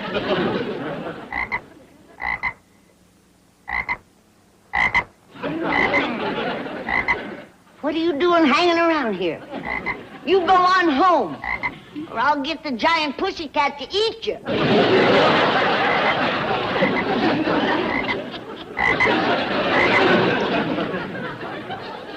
Just my luck. Gonna be a nice day tomorrow. Hey, Granny, come on in. I switched channels and got an even better picture. The Wolfman marries Snow White. Turn that thing off and go to bed. I'm gonna have nightmares as it is. Hot dog! There goes the wedding. Granny, come in, come in. How long have you been waiting? Ever since the bank building opened this morning. I gotta talk to somebody who's smart, and you're the smartest person I know. Well, Granny, that's very flattering. Although I don't look too intelligent with this raincoat and umbrella. I thought it was going to rain today. No, it's going to be nice. They'll get to have their picnic. Who's they? Ellie Mae and that Navy man, Mark Templeton. Oh. Tell me, Granny, what do you think of Mr. Templeton? What do you think of him? Well, he seems like a fine, eligible young man. Good looking, too. Then you ain't never been swimming with him, have you? No, why do you ask? Never mind. What you don't know won't keep you awake. I had me some bad dreams last night. What about? Well, mostly I dreamed that Ellie married a frog. A frog? Well, not all frog. The top half was man. Sort of an aquatic centaur. What's that? Well, a centaur is half man and half horse. Man, sakes, that's worse than being half frog. Then there's a satyr, part man and part goat. No. Oh, yes, Pan, the child of Penelope, was goat from the waist down. Oh, good heavens, what did Penelope do for him? Well, there was nothing she could do. Only Zeus could have changed him. Could you get me that Zeus on the telephone? He sounds like quite a doctor. Granny, he exists only in Greek mythology. On Mount Olympus. Well, if it's long distance, I'd be glad to pay for it. No, I don't mean that. Don't make house calls, huh? Definitely not. Too bad. Them old-time mountain doctors is the best. I ought to know. I'm one myself. Hey, that's right, you are. By golly, Miss Jane, I think I can cure that frog man. Well, since he seems to exist only in your nocturnal fantasies, I would say you're the only one who can cure him. I'll do it. I'll make a potion, a conjure. Well, as long as it brings sound sleep, it should be efficacious. I don't think I got any of that. But I can always stop at a drugstore. Good morning, Miss Hathaway. Granny, what a pleasant surprise. What are you doing? You're not here to make a withdrawal, are you? No, I come to get some advice from Miss Jane. She's a smart woman. Oh, you bet she is. She helped me solve a problem that's been keeping me awake at night. Well, good. I don't know what you pay her, but she deserves a raise. Well, I'll see that she gets it. It's a promise. Of course, the moment you leave here, Miss Hathaway will get a raise. Good. Bye now, and thanks. Goodbye, Granny. Bye, Granny. Miss Hathaway, a promise is a promise. This is my raise. That's it? Now let's get to work.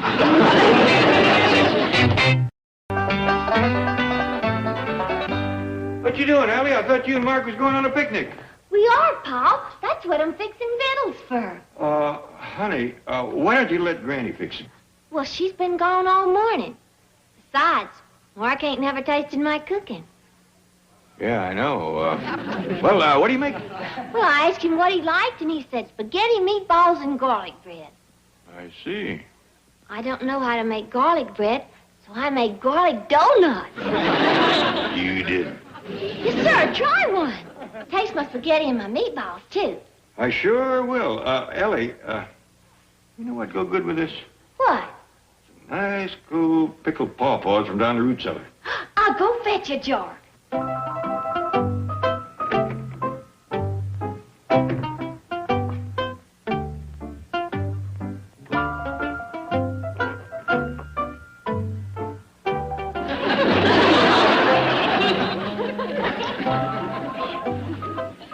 Rest mighty heavy on a man's stomach.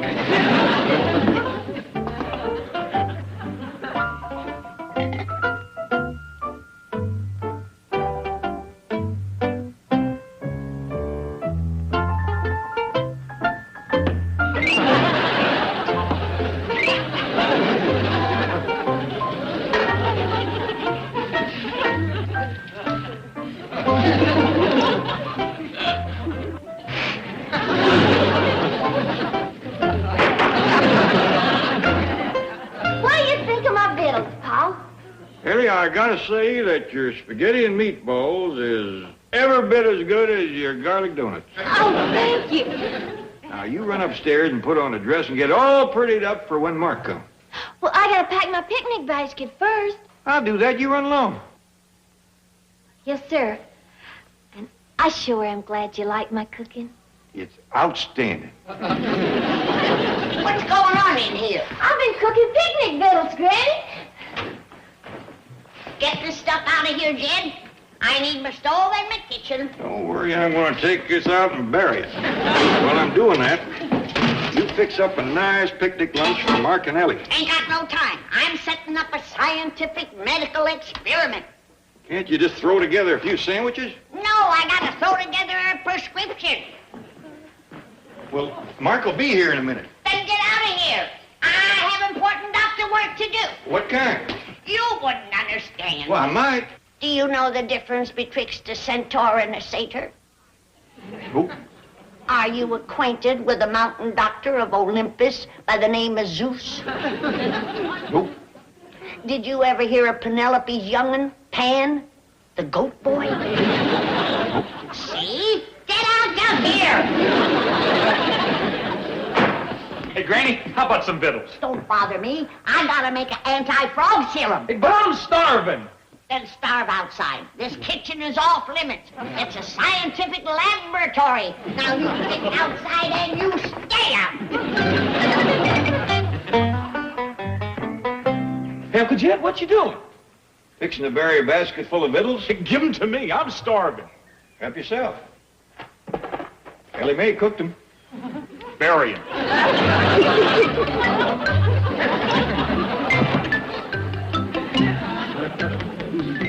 Hey, boy, I got an idea. You know where to get spaghetti and meatballs and such? Well, sure. Big Mama Nacarelli's, where the pizza goes round and round in the sky, and Big Mama smiles down at you. Well, you have her fill up that basket with spaghetti and meatballs and garlic bread and everything that goes with it. I'll do her. And hurry back. Yes, sir. Secret powders, yarbs, and juice work for me like Dr. Zeus. Eye of a newt, hair of a dog, cure the part of him that's frog.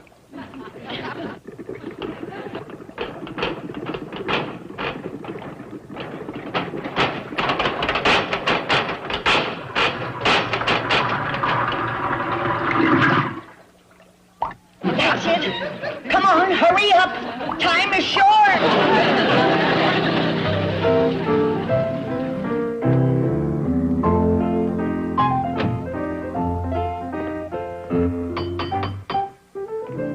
Ellie Mae, I think Mark is here. Well, come in, young fella. Ellie Mae will be right down. Well, thank you, Mr. Clampett. She has cooked you your favorite victuals, spaghetti, meatballs, and garlic donut. Bread. I love Italian food. Every chance I get, I go to Mama Nacarelli's. Well, I think you'll find your picnic lunch today every bit as good. Hi, Mark. Hello, Ellie Mae. Ellie, why don't you wear a dress? Mark will think you're a boy. No way. Where's my picnic basket, Pa? Oh, yeah, let's see. What'd I do with that? You wait right here. I'll find it.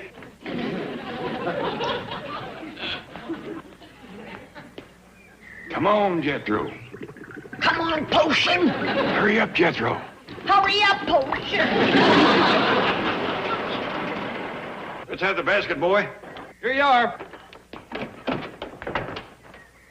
This Italian food sure don't weigh much, does it? Heck, it don't. I must have gained 20 pounds. You ate it? Oh, yeah. Well, run, hurry up, get another basket. No, thanks. I ain't hungry. Oh, did you find it? Oh, good.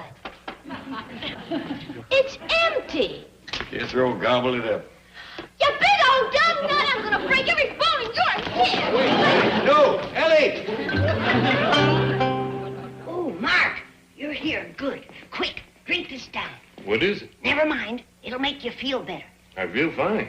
Well, it'll make you look better. Your eyeballs are a mite bloodshot.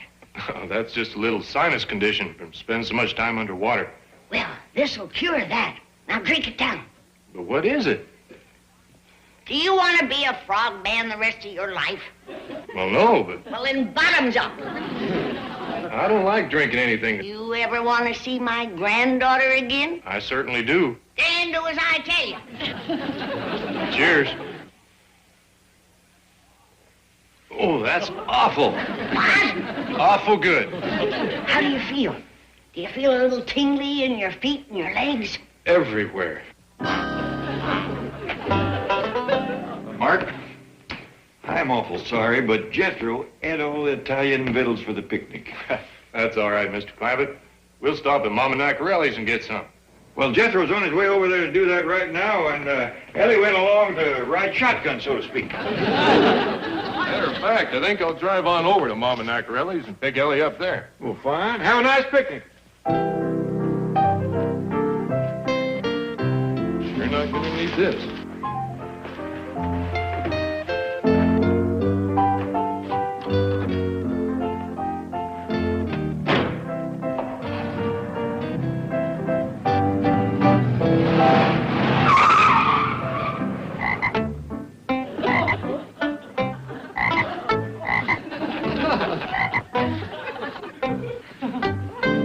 Doggone it, he got away.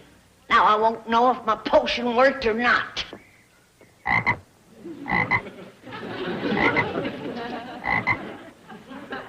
Mark? Is that you?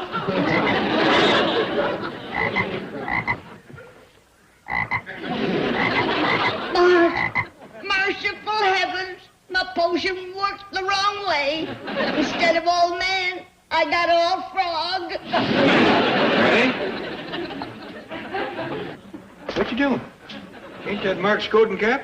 Yeah, got a spot on it. I gotta clean it for him. Excuse me. Touch of indigestion. I'd best take something for this real soon. It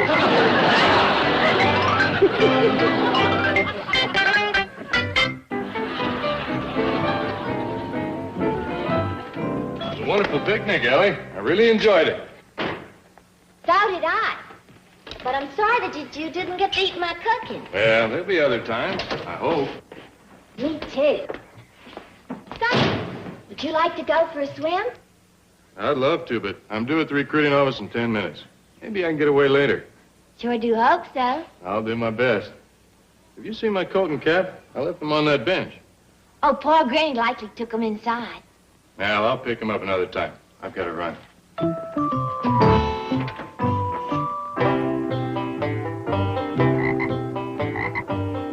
I think this red potion will do it, Mark. It's just a reverse of what I give you before.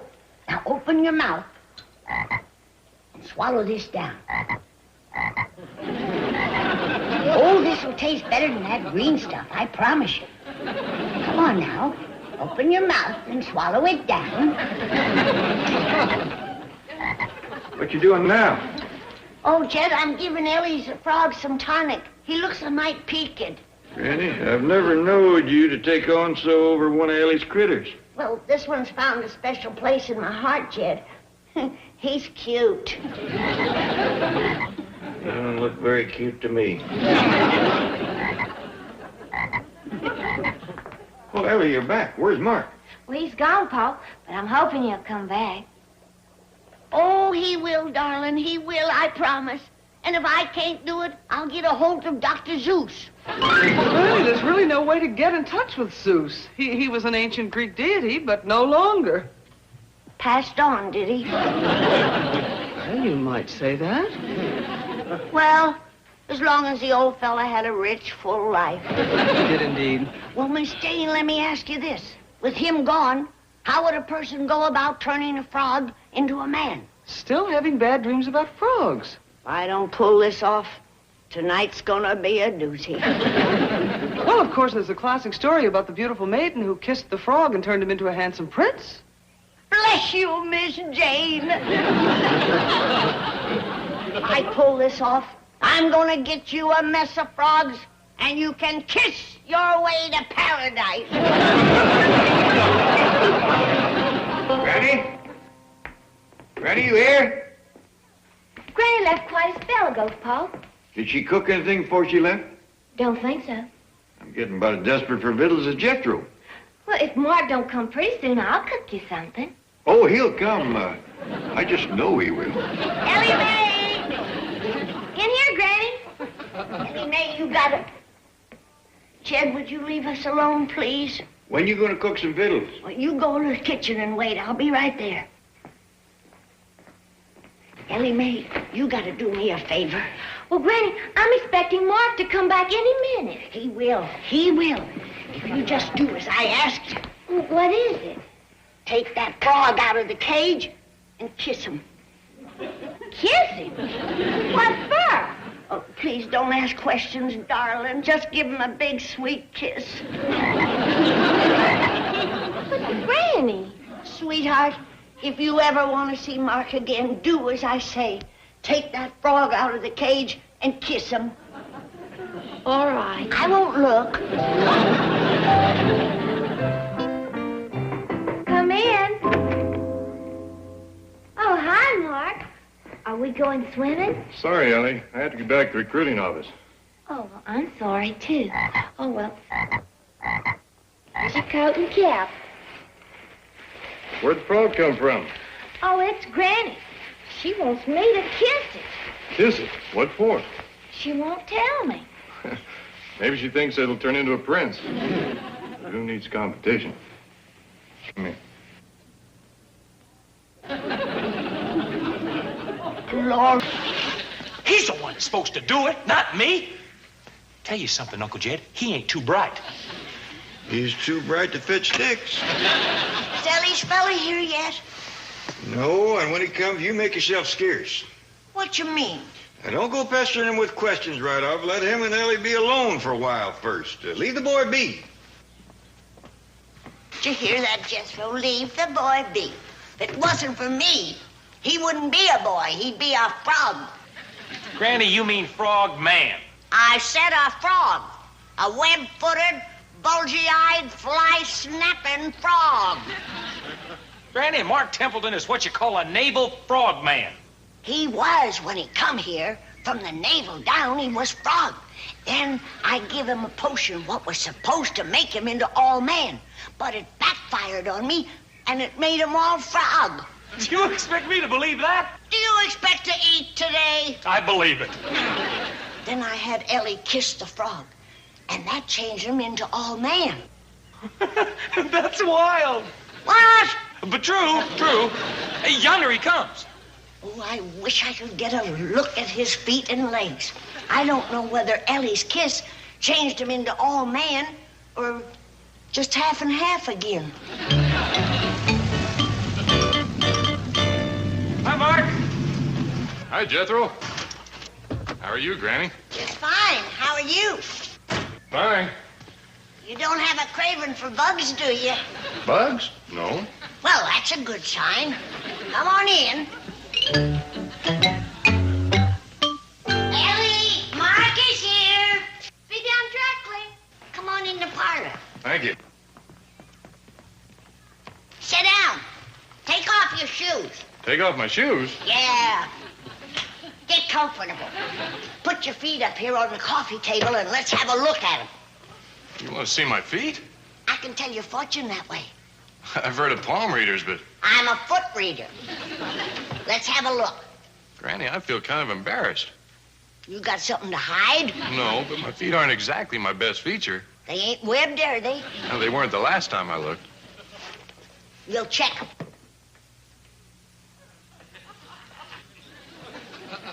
Beautiful.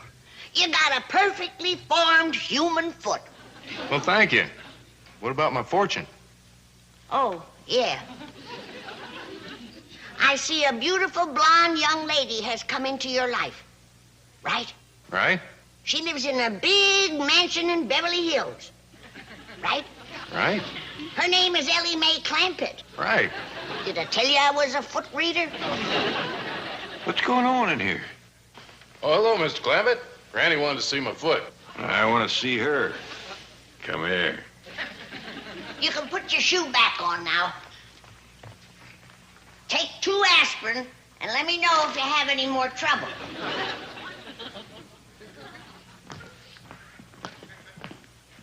What was that all about? Jed, I'm a doctor. The boy had a splinter in his foot. Did you get it out? Oh, everything come out just fine. Is Mark in the parlor? Yes, Ellie. I'll take you to him. Oh, she can find it by herself. Now, you stay here. Howdy, Mark. Hi, Ellie Mae. What's the matter, Jed?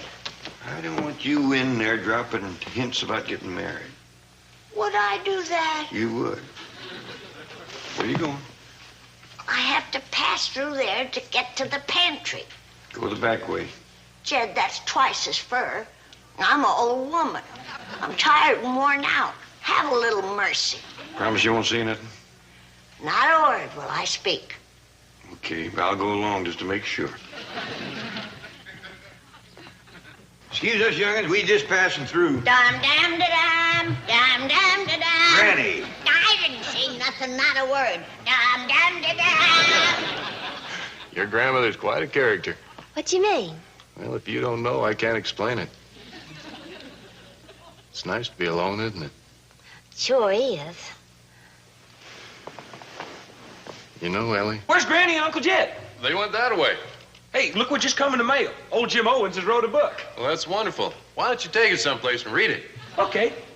It's called Jim Owens' Hillbilly Humor. That means jokes and such. Thanks. Two hill women was talking, and one says, "What do you think of red china?" And the other says, "I think with a yeller tablecloth, it'd be real pretty." Hey, here's another one. Old Jim says this country was better off when we had more whittlers and fewer chiselers. Hey, here's a dandy. Listen to this. Jethro, you're not going to read that whole book, are you? No. We can take turns. No, thanks. Why don't you read it to your granny and Uncle Jed? Good idea. I'll call them in. No, that isn't what I had in mind. Jethro, we'd like to be alone. You gonna neck? Jethro! Jethro, what are you doing in here? I'm reading them this book that come in the mail. Well, let's read it outside. You read it. I'm gonna stay here and watch him neck. Come on, boy, let's go. Old Duke is waiting for you to fetch sticks. Your cousin Jethro's quite a character, too. Afraid so. Well, he's alone at last. Yes. Ellie Mae, there's something I'd like to tell you. What is it, Mark? Your granny's watching us. What you want, Granny? Oh, nothing. I just wanted to see if you was comfortable. We're fine. Anything you want or anything you need? Not a thing. You know, it's amazing how much you look like your brother, Matthew. The one that's the preacher. The one that's married. The one that's happy.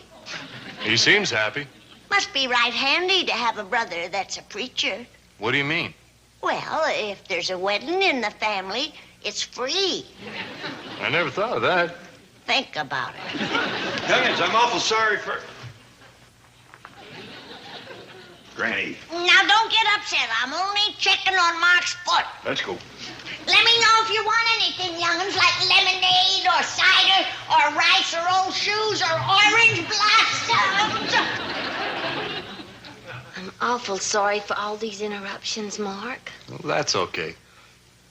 Well, I think we's finally by ourselves. It looks that way. You started to say there was something that you wanted to tell me. Yes, there is, Ellie. You're the most beautiful girl I've ever met. Oh, well, thank you. You have the softest, silkiest hair, most beautiful blue eyes, loveliest complexion, most tempting lips, and the most ridiculous cousin who ever lived. I was right. This beats Jim Owens' book. Go ahead, kiss her. Jethro, I'm going to turn you every way but look. Miss Jane, can I see you a minute? Granny, of course. Come in. Sit down. No, I can't wait. I just wanted to tell you that everything is just fine betwixt Ellie Mae and that Templeton fella. Good. No more bad dreams about his being half frog? Not a one. First I mixed up a potion, but it worked in reverse. It turned him into all frog. What a nightmare that must have been. It was terrible. But then you told me the story about the pretty girl kissing the frog and turning him into a handsome fella, and that worked just dandy. Wonderful. Even his feet is perfect. His feet? Oh, Miss Jane, you should have seen him. They was that long and black and webbed, just like a frog. But everything's all right now. You're sleeping well again. Thanks to you. And just to show my appreciation, I brought you a present. Oh, you didn't have to do that. Well, you're single, and you could use a nice, handsome fella, couldn't you? That's my present? You wait right here.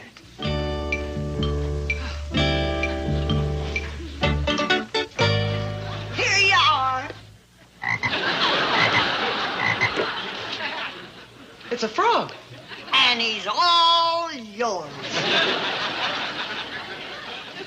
He don't look like much, but when you kiss him...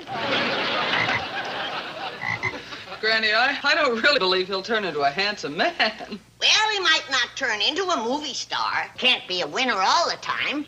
But what do you got to lose? Go on. Give him a big smooch.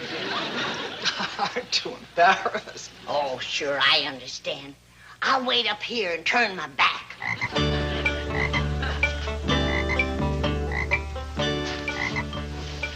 Believe me, I wish it were possible. Who put this ugly frog on my desk? I did. Oh, Granny. Oh, he's yours? Oh. Hi there, Mr. Frog. Say, you're a cute little fella. He ain't a fella yet, but he might be after Miss Jane's kiss. Kiss? Oh, Granny believes there's some validity to the old story about the maiden who kisses the frog and turns him into a handsome man. Granny, that's ridiculous. I say it ain't. I say I seen it happen. Now, are you saying I'm a liar? Oh, absolutely not. But if you think Miss Hathaway should kiss the frog... I think she ought to try it. Hathaway, hook her up. Oh, but Chief... She don't have to do it in front of us. In fact, if she'd rather not, she don't have to kiss him at all. Oh, thank you, Granny. You can have his hind legs for supper. That's the beauty of a frog. You can kiss him or cook him. Pa, would it be all right with you if Mark learns me to scuba? Well, that depends on what that means. Well, it means getting to a rubber suit and learning to swim underwater like a frogman. Well, as long as there ain't no danger to it. Oh, Mark will take good care of me. Don't you worry.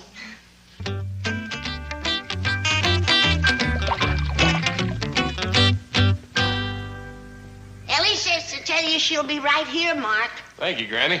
You sure do like the water. I love it. It's as though you was drawn to it. I could practically live in the water, Granny. Ah! Look at your feet. You got frog feet. That's right. These are my flippers. Oh. Sorry to keep you waiting, Mark. Ellie, you gotta keep that boy out of the water. Why, Granny? 'Cause every time he gets wet, he turns to frog. He put his feet in the cement pond. Look what happened. Well, them's his flippers, Granny. They help him to swim fast. Well, don't let him put nothing else in the water. Come on, Granny. You said you were going to leave the young ones alone. Look at it this way, Duke. You're a Beverly Hills dog now. You got to have some class. You don't want to be the only dog in the neighborhood that can't do no tricks. Let's try it again. Go on, boy, fetch it. Get it. Come on, boy. Come on, you can do it. Come on, hurry up now, boy. Come on, hurry. Get, go. Oh, I'll show you one more time. Now watch.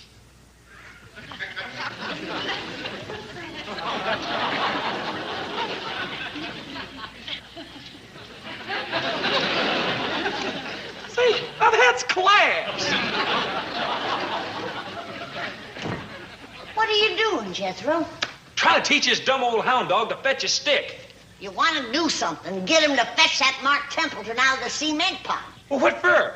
So he won't turn into a frogman again. Granny, he is a frogman. Now, why don't you leave him alone? Don't it bother you that your cousin Ellie might marry a thing like that? Heck no. I'd like to be a frogman myself.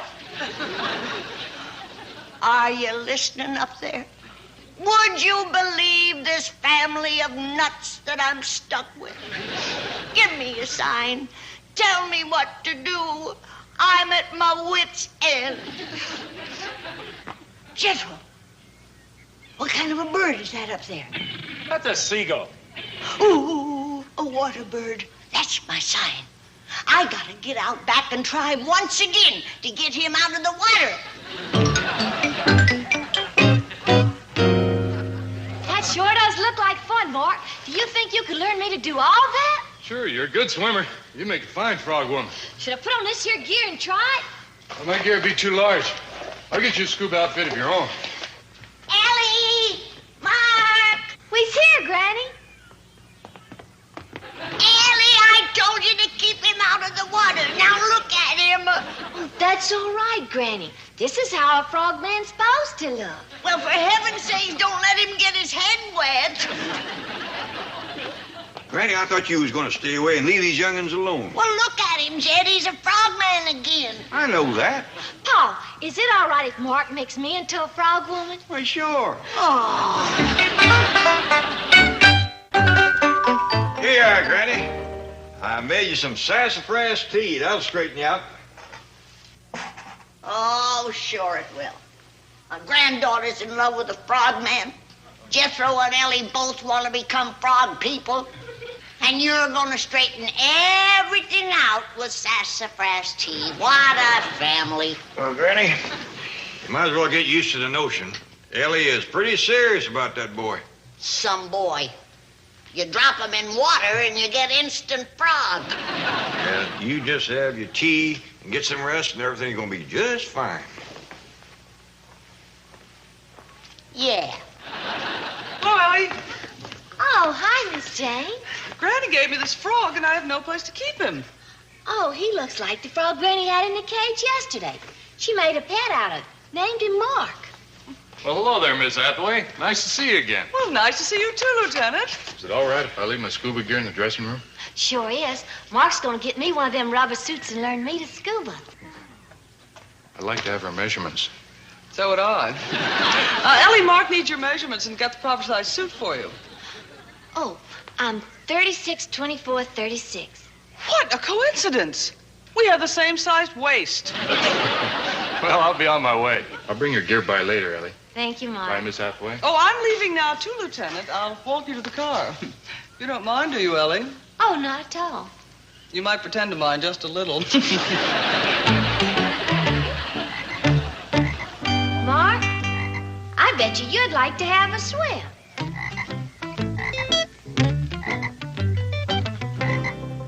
There you are. Have fun now. If I see a cricket, I'll fetch it to you. Who are you talking to, Ellie? Mark. He's having a swim in the cement pond.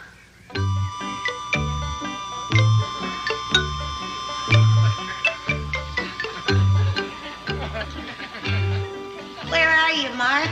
I can't see you. Oh, no, boy. Why wouldn't you listen to me? I begged you to stay out of the water. I pleaded with you. I know this would happen. Well, there's only one person I know that's smart enough to help me. More bad dreams, Granny. Oh, this is worse than a bad dream, Miss Jane. Well, I think I know someone who can help you, Granny. He's a doctor here in the building, a psychiatrist. He's excellent at this sort of thing. I'm sure I can get him to see you immediately.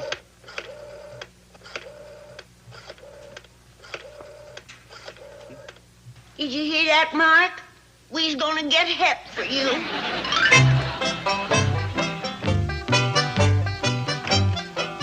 How do you do? I'm Dr. Kling. Howdy, Doctor. I'm Granny. And this is Mark Templeton. Nice-looking frog. You ought to see him in his uniform. He's handsome. His uniform. He's a lieutenant in the United States Navy.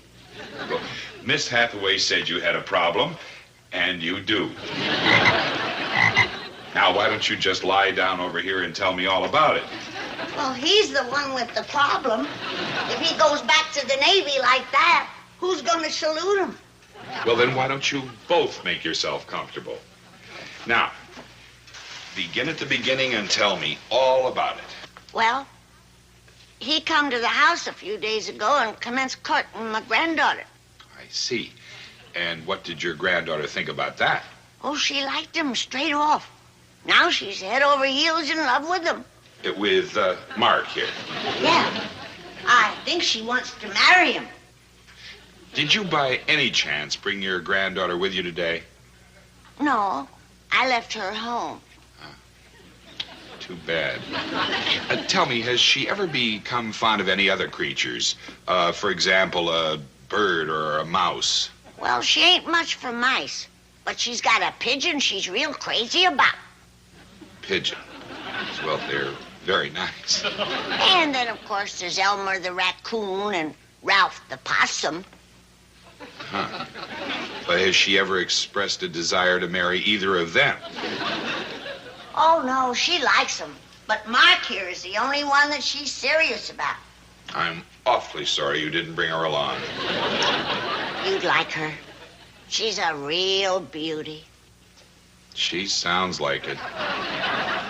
I think one of the reasons she took to Mark straight off is that he looks so much like his brother. Handsome rascal. Is Mark's brother in the Navy, too? No, he's a preacher. Uh-huh. Well, and tell me, Granny, exactly what would you like me to do to help you? He won't listen to me. Will you please tell him to stay out of the water? Mark, stay out of the water. Thank you, Doctor. You don't know what you've done. That is the absolute truth.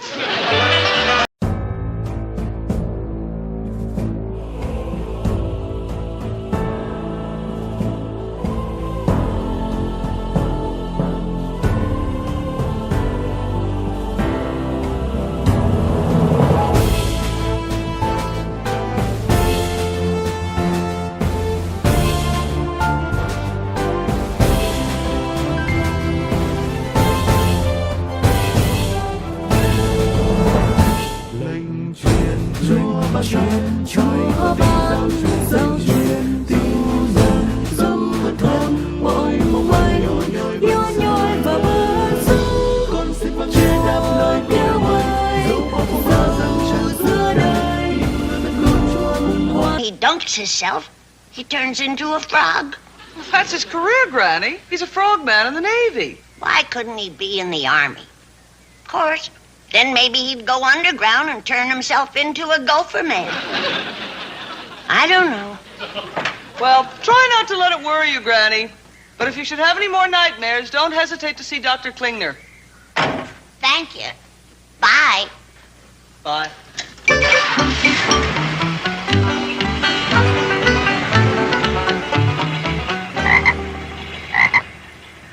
Now listen, Mark. I'm gonna have Ellie kiss you and turn you back into a man like she done before. But please, this time, stay out of the cement pond. I don't know whether that's a yes or a no. But it better be a yes. I'm too old for this kind of foolishness.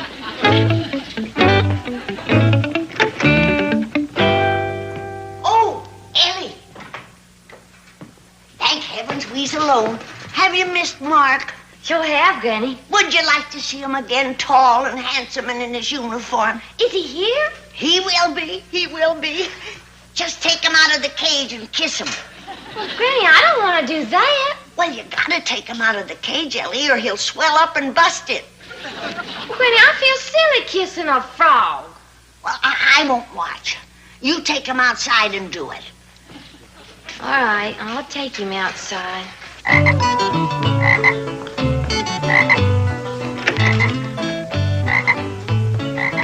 I'm awful sorry Granny keeps hauling you around in this here cage.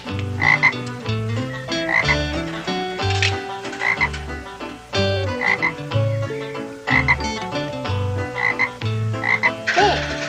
Now you can hop down to the cement pond, have yourself a swim. Hi, Ellie, eh?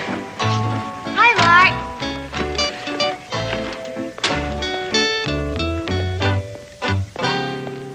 I brought you scuba gear. Thank you. Who's your friend? Oh, that's Granny's pet frog.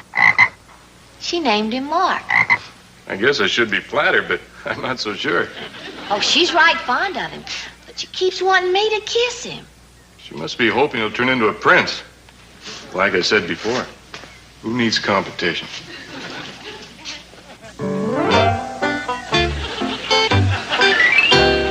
Thank you for another miracle. I'll try and keep him out of the water this time, so I won't have to bother you no more. Oh, bless you, Ellie, for doing as I told you. Oh, Mark, you look wonderful. Well, thank you, Granny. I'll go get into my swimming suit and meet you down by the cement pond. Fine. Wait a minute. What was that? Mark's gonna learn me to swim underwater and be a frog woman. Oh, no, Ellie, don't go near the water, and don't let him get wet again, either. Oh, it's all right, Granny. Really it is, Granny. You stay out of this, frog boy. Ellie, listen to me, dear. Stay away from the cement pond, both of you. Don't get upset, Granny. Mark won't let nothing happen to me.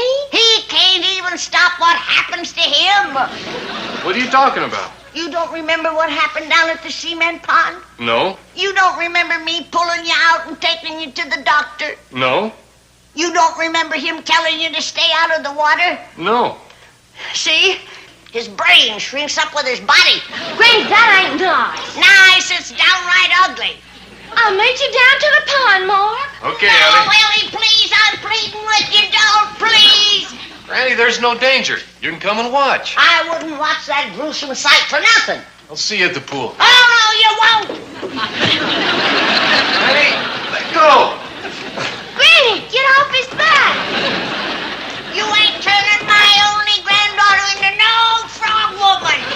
What's going on in here? Granny's jumped on Mark's back and won't get off. Granny, get down from there. Stop riding that boy. Not until he promises to stay out of the water. He can't promise that. Well, then get a rope. We'll tie him up. I'll tie you up. Get off his back. No! Hey! Y'all playing horse and rider? Come on, Ellie. Hop on my back and we'll joust him. Jethro, we ain't playing. Now tote Granny up to her room and lock her in. Hop on, Granny. Stay away from me, you big goob. Come on.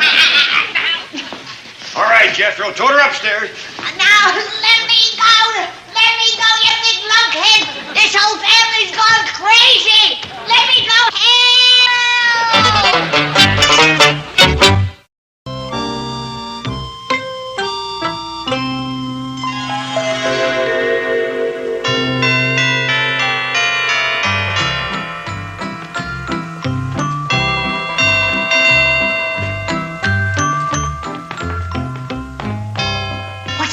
In here. What is all this? Ellie is marrying Mark Templeton. This is Judge Marshall. He's going to perform the ceremony.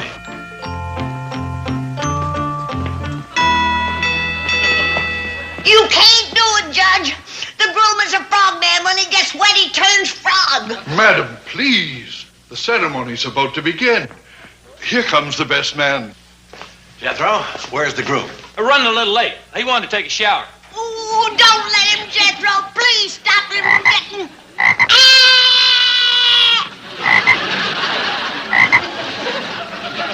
It's too late. He got his head wet.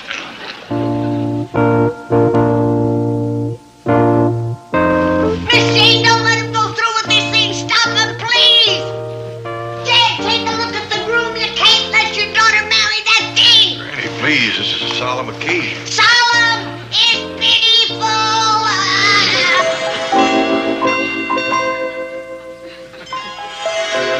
We are gathered here to join this couple in wedlock.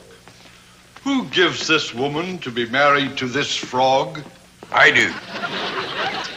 Mark Templeton, do you take this woman for your lawfully wedded wife? Ellie Mae Clampett, do you take this frog to be your lawfully wedded husband? Say no. I do. I now pronounce you frog and wife. You may kiss the bride. Yes, Ellie, kiss him. Maybe it'll turn him back into a man.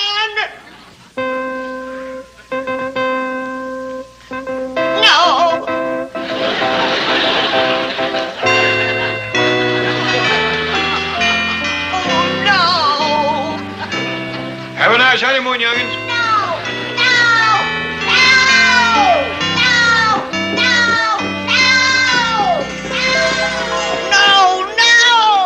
Stop him, somebody! Stop him! Jed! Help, Jed! Help! What's the matter, Granny? Oh, Jed, did Ellie Mae and that frog man get married yet? No. Oh, praise be. You can't let this courtship go any further, Jed. Now, Granny. Do as I say or you're going to hear the pitter-patter of little web feet. Granny, you come over here and take another one of these tranquilizers and light up. Granny, come back here. This sure is a pretty scuba suit, Mark. Well, I thought you ought to have something a little fancier in our Navy gear. These flippers sure is hard to walk in. A little awkward on land, but they'll feel great in the water. Granny, stay away from the young'un. Ellie, Mark, get your feet out of the water quick. Oh, no. Too late. Granny, come away from there. But, Jed, look what's happening. That's none of your concern. Come on now. Don't get nothing else wet, I'm begging you. It'll be gruesome. Say, does it look like a serious romance between Ellie Mae and that Navy lieutenant? Does indeed. You know, if he marries Ellie Mae, he's going to come into $30 or $40 million. He will. Oh, I love that boy. He's just like my own son. Chief, you throw him out of your office. He can't stand you. He despises you. Yeah, I've got to get on his good side and fast. Think of something.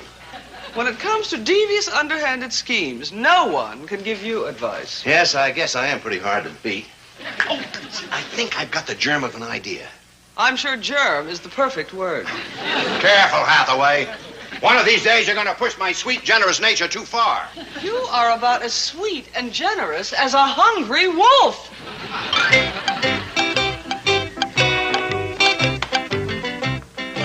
Hello, Lieutenant. Oh, it's you. You're wearing Navy fatigues. Aye, sir. I always wear them when I swab the deck. I mean, wash off the patio. You're Navy? Didn't you know? Oh, yes, I went through the whole thing. Pearl, Guadalcanal, Midway, Coral Sea, Philippines. Oh, I really saw the action. How'd you get hurt? Oh, is it noticeable? Well, it only bothers me when I'm around water. Shell fragment? Shark bite. Your ship went down, huh? 3 of them. You really did see some action. Well, I don't like to talk about it. But it was pretty rough out there. As my skipper used to say to me, Spunky, he'd say, we can't quit. We're Navy. Well, let me ask you something. When I first walked into your office, I was wearing my Navy uniform. You treated me like dirt. Well, son, I'll level with you. For 5 long years, I took orders from officers. Kids not dry behind the ears. 90-day wonders barking at me. Swab that deck, sailor. Polish that gun, Mac. Tote that shell. Lift that hatch. When I saw you walking in wearing that officer's uniform, all came back to me. I just saw red. I can understand that. No hard feelings, sir? Of course not. And don't call me sir. Thanks, mate.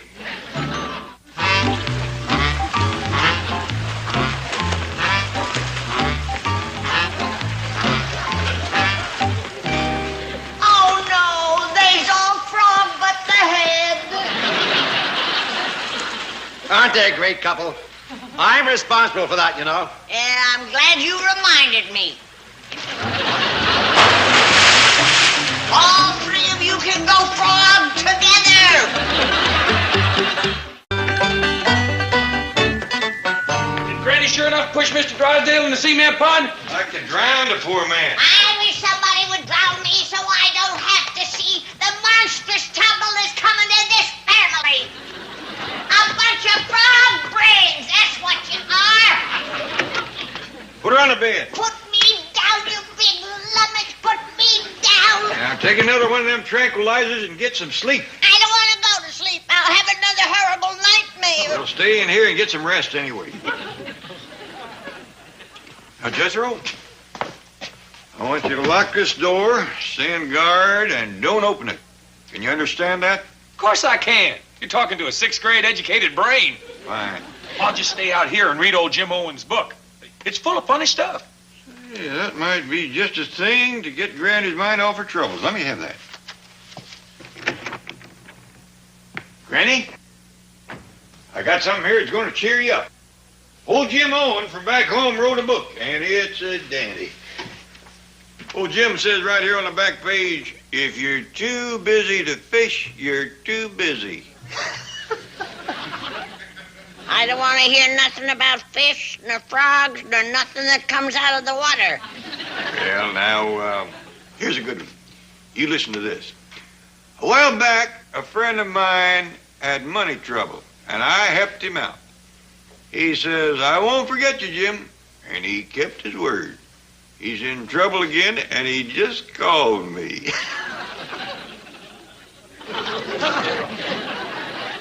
Well, I reckon you're just not in the mood for funny stories. Well, have a good rest. Jethro, What you want? open the door. I can't. I got orders to keep it locked. I'm the one that give you the orders.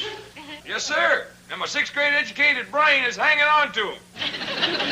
Jethro, unlock the door and I'll feed you. Good boy. Thank you. Did the book cheer her up? Oh, I'm afraid not. Hey, I know something that might. Remember that frog she had in the cage she was so crazy about? Yeah, she did seem right took with that thing. Well, maybe I could find it and fetch it to her. Worth a try? I'll do her. Found him, huh? Found two of them down by the cement pond. Fine. Now, if Granny's asleep, don't wake her. Gotcha.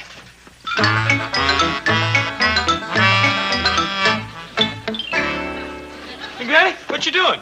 Oh, Jethro, I spilled some water on the bed, and I'm hanging the sheets out to dry. Oh, well, I found these two frogs swimming in the cement pond.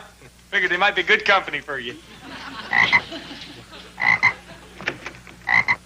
Mark and Ellie, why wouldn't you listen to me if I told you once, I told you a dozen times to stay out of the water? Now look at you. Won't do you no good to kiss now. You're both frogs. Well, let's hope and pray that Dr. Klingner can help you.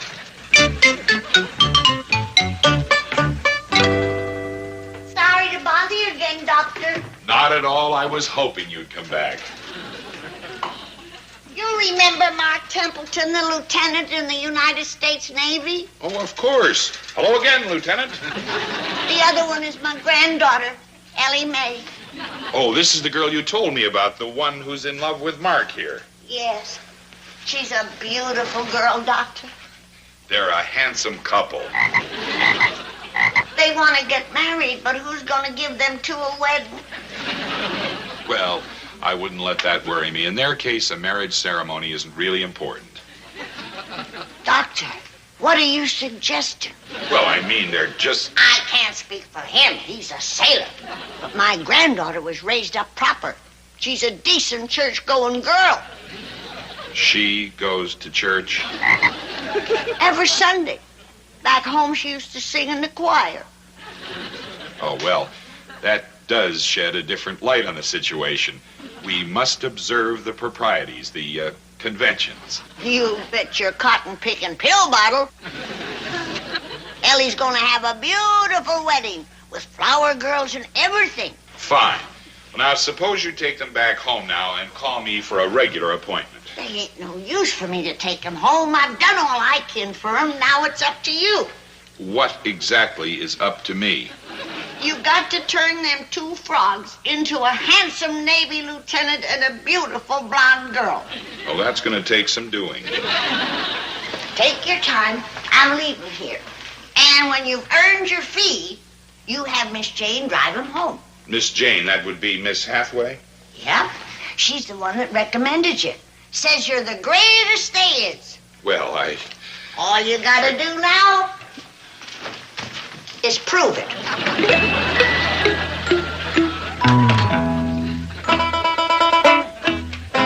Get me Miss Hathaway, please.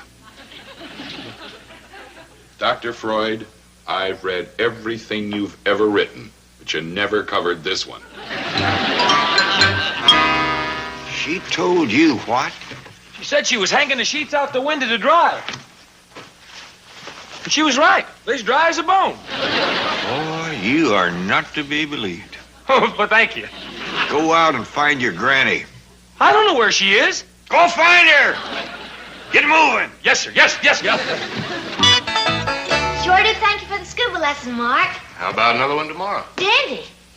Oh, come in. Hello, young lovers. Howdy, Miss Jane. Hello, Miss Hathaway.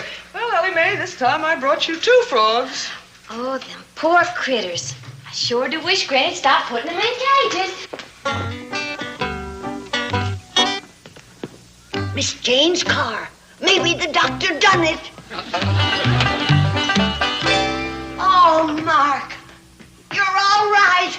Oh, praise be. Oh, Ellie, you're beautiful. Oh, young'uns, I'm so happy. Miss Jane, thank you. And thank Dr. Klinger for me, too. Now, if you'll excuse me, I gotta go up and lay down. I am dog-tired, plumb wrung out.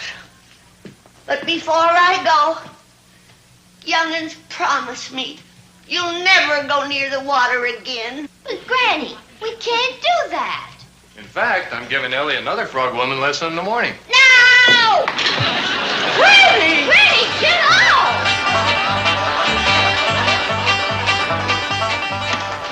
Granny, you're riding that boy again. When the cricket rise, you couldn't get her to cross it for love nor money. I recollect Ma saying that Granny wouldn't set foot outside the cabin in a heavy rain. That's a fact. I remember one time the creek rose, cut Granny off from her still for a whole month. What'd she do? Nothing she could do. Considering the fact we was having a flood, that was the longest dry spell Granny ever had. Has she always been like that? Long as I can remember. I wish I had a nickel for every time I heard that woman say, If the good Lord had meant us to swim in the water, he'd have give us fins and gills. And I hope you explain that to Mark Templeton. But, Granny, Mark can't stay out of the water. It's his job. He's a Navy frogman. Then get him to quit. But we both likes the water. Darling, it ain't natural for humans. It's fun, Granny. Even Jethro wants to be a frogman. Oh, no. If Jethro turns into a frogman, his ma will kill me. Well, Jethro's done said that's what he wants to do. Well, him I can handle. I'll just cut off his victuals. Speaking of victuals, Mark says there's more food in the ocean than any other place. Oh, so that's why Jethro wants to be a frogman. Mark says there's enough food in the ocean to feed the whole world for hundreds of years. Not after Jethro's been there for a couple of days. Ellie Mae? In the kitchen, Pa. Mark's here. Morning, Ellie. Granny. Howdy, Mark. Good morning, young fella. Now, Elliot, would you and your pa mind running on for a minute? I got a few things I want to say to Mark. Oh, yes, Granny. Now, Mark, something you want, Jed? Yeah, I want to hear what you're going to say to Mark. Oh, well, I was just going to tell him how much he resembled John Wayne. He's a cowboy actor, you know. Yes, I know. You ever think of being a cowboy? No, I never have. Oh, you'd sit tall in the saddle just like John. Up there where it's nice and dry. I'm afraid I'm not much of a horseman. Well, it's better than being a frogman. I was afraid that was coming. Now, Granny, you're just going to have to get used to the notion that Mark likes it, Ellie is took with it, and Jethro is in the cement pond right now learning how to be a frogman. He's in the water already? Yes. Oh, I gotta save him! He's Pearl's baby! Who's Pearl? Jethro's mom. And the only woman I know who is as scared of water is Granny.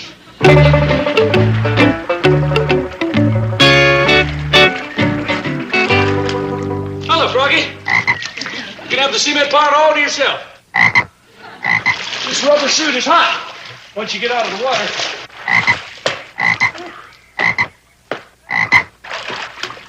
Hey, there's some bugs down at the deep end.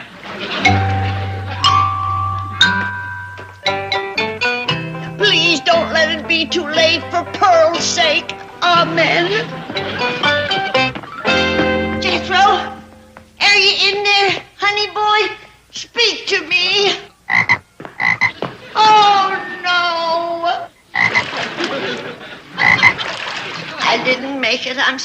Pearl. I've done my best. But you'll be happy to know that he's alive and well and eating as usual. Come on over here, Jethro. Come on, boy. I'll try and get a pretty girl to kiss you. And if that don't work, I'll have to take you to that psychiatrist. Come on, boy. Come on over here. Stop eating them bugs and listen to me.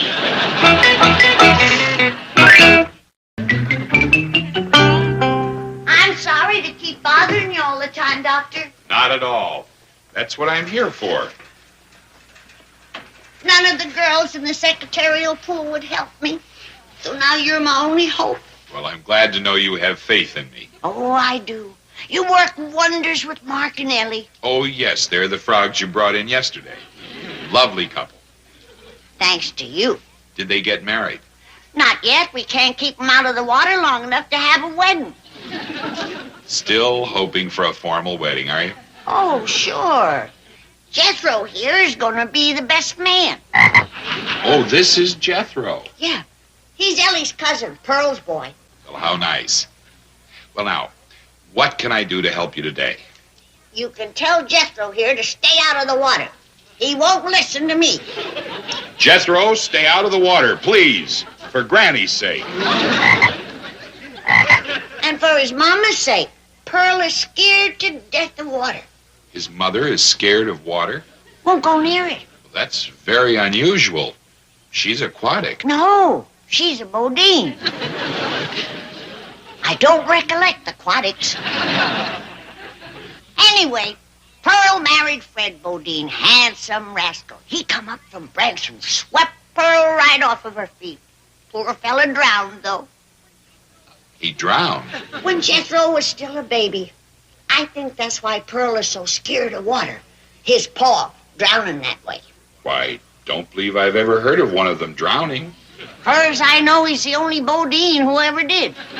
He was out in a boat with Jim Owen, and it turned over. And he couldn't swim to shore? No. The water in Lake Taneycomo is just icy cold. Old Jim died for him time after time. They finally pulled him out unconscious. Well, old Jim certainly tried his best. You know Jim, do you? Not personally, no. He just wrote a book. Oh, about the tragedy. No, it's a book of jokes and funny stories. Well, he certainly got over it, didn't he? Well, time is the great healer, as us doctors know. You're a doctor? Oh, yeah. Are you an MD? That's right. Mountain doctor. I just wish I was good enough to cure Jethro. But you're the only one that can do that. So, I'll leave him with you. Well, now, just exactly what am I supposed to do for Jethro? Turn him back the way he was, like you done for Mark and Ellie. You work wonders with them. Ellie's beautiful and Mark's handsome as can be. Oh, and you want me to make Jethro here handsome? No, I'll settle for having him the way he was. You rang, Chief? I've been ringing for 20 minutes. Where have you been? I took the girls in the secretarial pool out for a coffee break. They've been through quite an ordeal. What happened? Well, it seems Granny took that frog of hers in and insisted they kissed the loathsome creature. Well, did they? Well, of course not. They're fired. What? Miss Hathaway, that family has $95 million in this bank, and if they want something kissed, it gets kissed. But, Chief, a frog!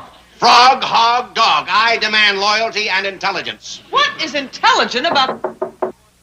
Is Granny here with that frog she wants kissed? No. Have you tried the secretarial pool? Yeah. They wouldn't kiss me neither. Mr. Drysdale's office. Oh, yes, Dr. Klingner. She did. Yes, well, I'll take care of it right away. Jethro, Dr. Klingner on the next floor has Granny's frog. Will you pick it up, please, and take it home? You mean I ain't gonna get kissed? Go see Dr. Klingner. I ain't gonna kiss him.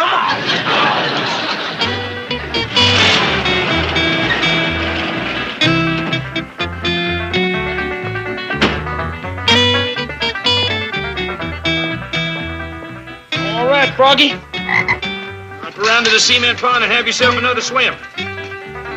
You're commencing to look dried out. Hello, Jed. You look all bush. What's the matter? I am. That's a long walk from the bank. Even if you cut across, you gotta jump walls and climb fences. How come you didn't let Jethro drive you? Jed, that boy is in no shape to drive. Why not? Don't ask me. I might have to tell Pearl. And it's not the kind of thing you want to say twice. Now you got me plumb curious. Couldn't you just... Cage, Granny.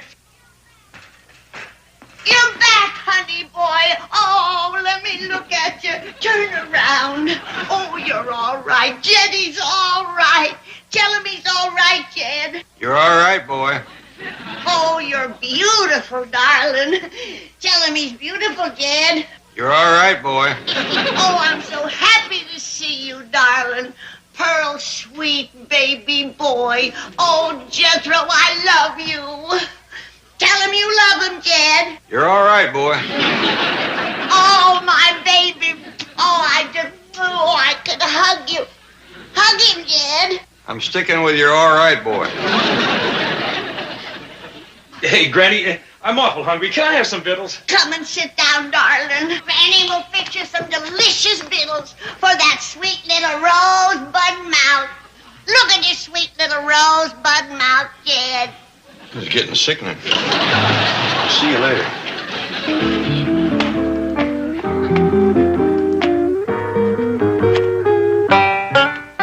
Well, youngins, how you doing? Just fine, Paul. This scuba diving's fun. You ought to try. That's an idea, Mr. Clampett. I think my gear will fit you. I believe I'll pass on that. Well, you're a good swimmer. Well, yeah, but I ain't up to that underwater stuff. I'll teach you. It's easy. Come on, Paul, try. No, darling, I'm a little over the hill for this kind of thing.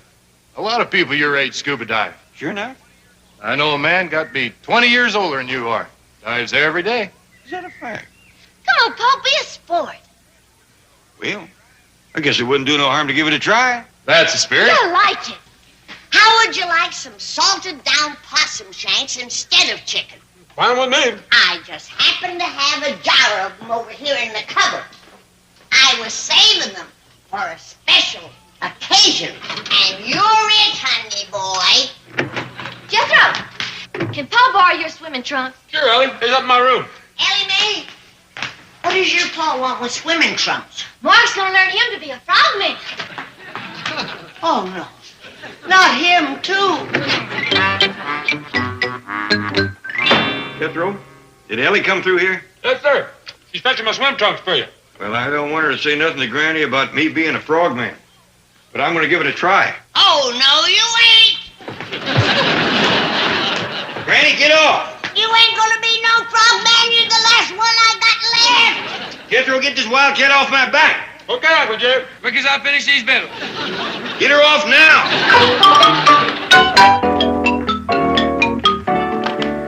Here's the swimming trunks, Paul.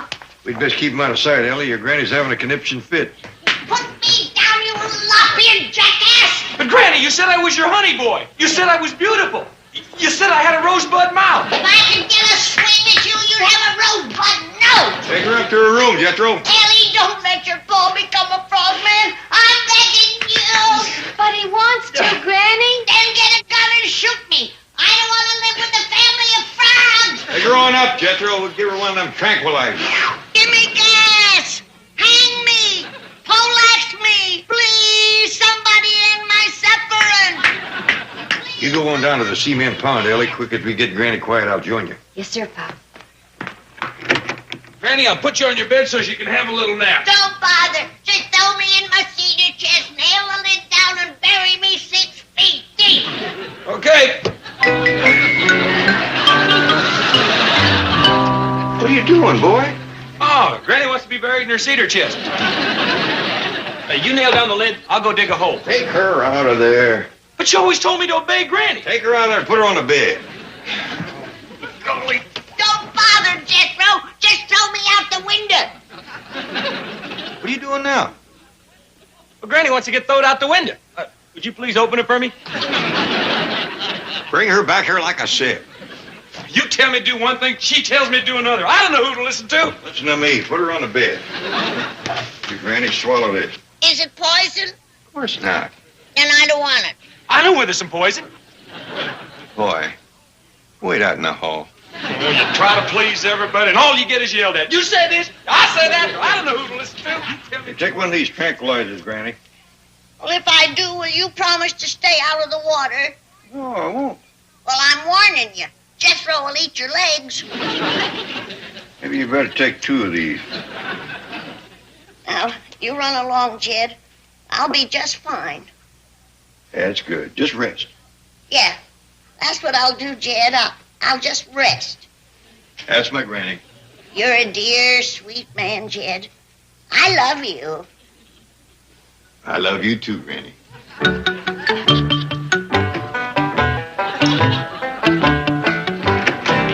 No use trying the window. I nail it shut. You're a mean man, Jed. And you're gonna be a mean frog.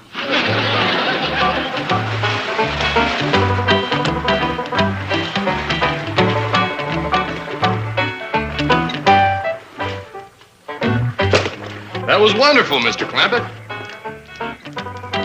Did you say something? You were great. Just great. Thank you. How'd you like it, Paul? It's fun, just like you said. Father's just like you and Jethro. Natural. Now, we can only convince Granny. Forget it. Oh, did you unlock Granny's door? Yes, sir, Paul. How is she? Well, she's just laying on her bed muttering to herself about how she'd have to go see Dr. Klingner again.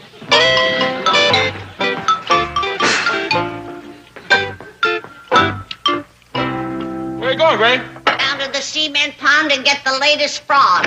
Oh, did you change your mind? Gonna cook his legs for me? Cannibal. Excuse me, young'uns, I'll get shed of this outfit. Who's Dr. Klingner? He's a psychiatrist Granny's seeing. Good. Maybe he can cure her aquaphobia. Her what? Fear of water. Oh, I sure do hope so.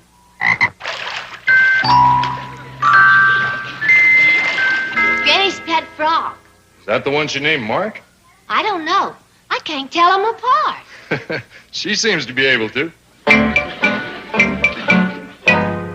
Hi, Granny. Howdy.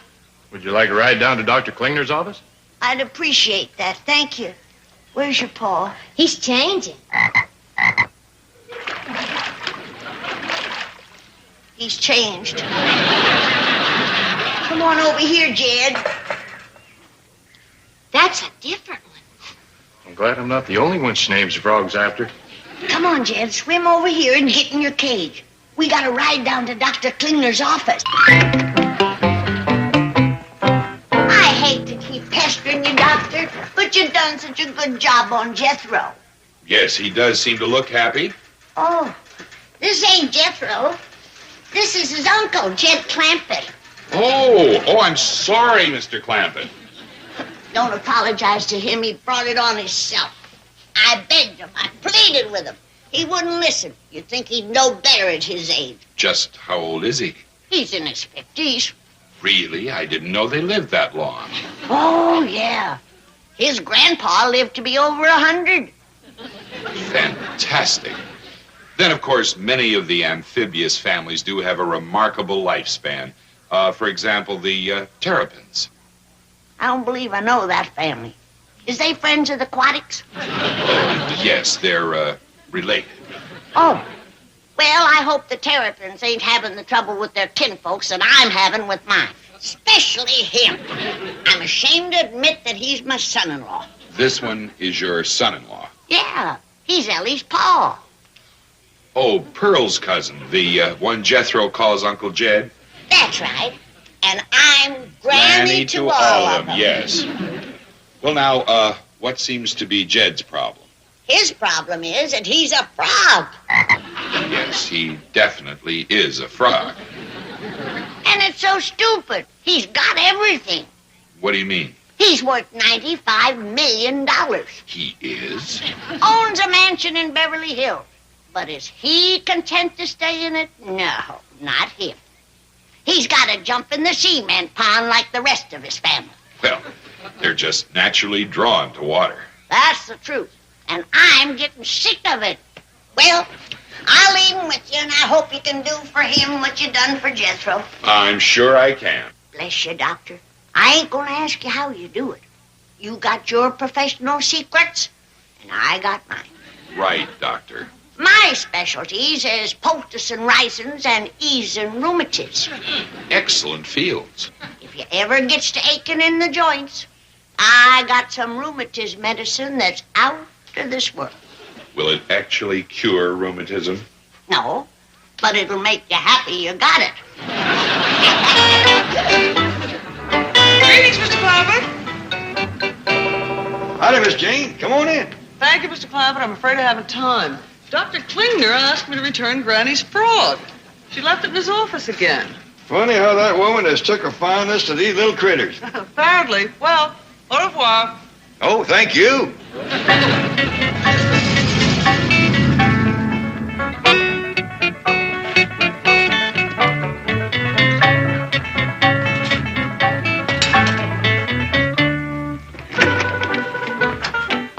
Dad blames Beverly Hills if you're not hopping hedges, you're dodging dogs. Get off of there and go on back home, you little mutt.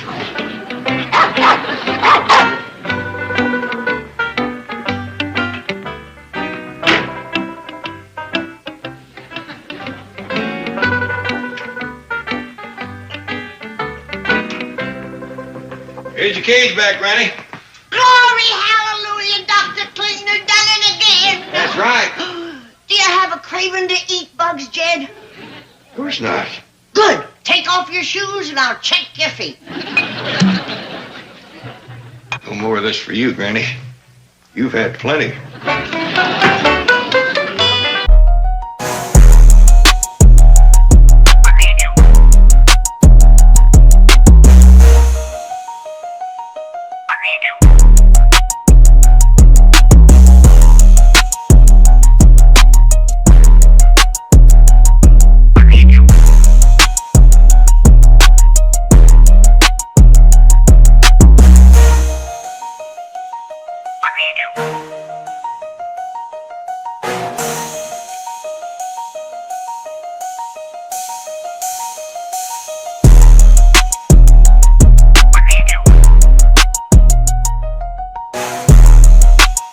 Mark's coming by, and I don't want him to see you crawling around like a nut. Who you calling a nut? You! You've been trying to learn that dog to fetch a stick for 10 years. Well, it takes time. He ain't as bright as I am. What you doing, youngin? I'm learning Duke to fetch a stick. And I don't want Mark to see him. Don't worry, darling. Come on, boy. I got something a lot better than fetching sticks. Got a nice juicy bone for you. Ah, dog, lead me to it. The bone is for Duke. How do you like that? I do all the tricks. The dumb old hound dog gets the reward. Well, take Duke around back and you can share the bone with him. You don't expect me to gnaw on the same bone with this old hound dog, do you? That's what you call unsanitary. He's right, Paul. Duke might catch something. You gonna get yours, cousin. Jethro, you and Duke make yourself scarce. Thanks, Paul. Come on, Duke. Let's you and me go around back. Hey, Uncle Jed, did you see that? He done it. He finally done it. He picked up the stick. Hey, why do you reckon he's taking it around back? So you can fetch it for him some more. He likes that. Oh.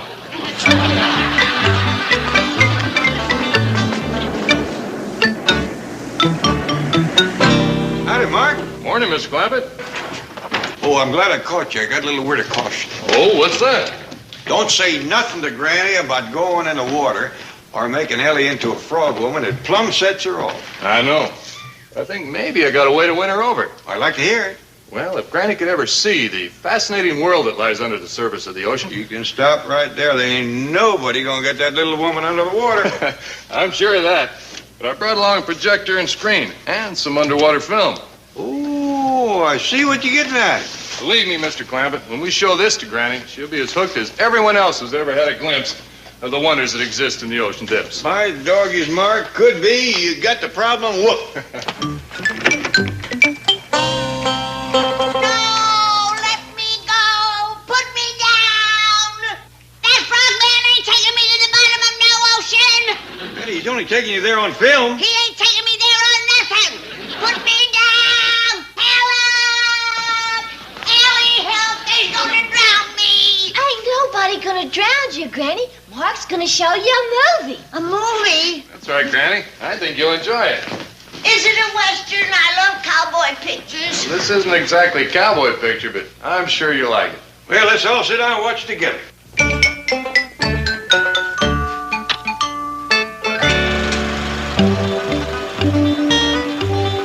Must be mighty interesting exploring under the sea. It's not only interesting, Mr. Clampett, it's necessary for the survival of the human race. Is that a fact? We're gonna have to learn to farm the sea to feed the people of the earth. Do tell. Mark knows a heap about it, Pa. Well, I'd like to hear more. Look, Granny, ain't that pretty? Not to me, it ain't. Looks like the time the creek rose and flooded the tater patch. That's where folks is going to do their farming someday, Granny. Well, they sure is gonna have rusty plows. That thing looks like an underwater bat. Hey, Granny, look at all the fish. Fish only looks good in a skillet. Yeah, I bet you never thought there was things like that under the ocean. No, and let it stay there. Water is for fish and land is for people, and let's keep it that way. Water isn't such an unnatural place for us, Granny. Many scientists believe that originally we came from the sea. The only sea I come from was Tennessee. But Granny, it's so beautiful down there. I just love to see it. Honey, you don't know what you're saying. You gotta be a nut to want to go down there. I want to go. See what I mean? Granny, everybody's got a right to their own opinion. Not when they're wrong. Now, Mark, you listen to me. You give up this frogman nonsense and be a cowboy. Me, a cowboy? That's right. A range-riding, calf-roping, dust-kicking cowboy. Live on a ranch and raise babies, not guppies. Don't mind Granny. She's kind of set in her ways. Yeah, you could plant that little woman and grow 10 acres of stubborn. I like the picture, Mark. Made me hungry for fish. Good morning, Chief. Sorry I'm a little late, but what in the world is all this? All this, Miss Hathaway, is to impress the young Navy lieutenant who, if he marries Ellie Mae Clampett, will come into $40 or $50 million. You expect to impress him with this? The first time he was here, you throw him out of the office. Oh, I explained that to him.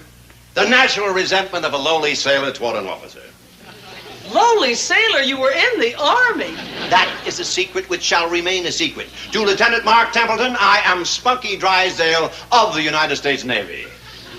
Spunky Drysdale? 3 ships went down under me. Only 3. Well, I didn't want to overdo it. Why the limp? Shark bite. Chief, you are not to be believed. Well, he believed me. To him, I'm as Navy as Bull Halsey. Well, you certainly fit the first half of that name.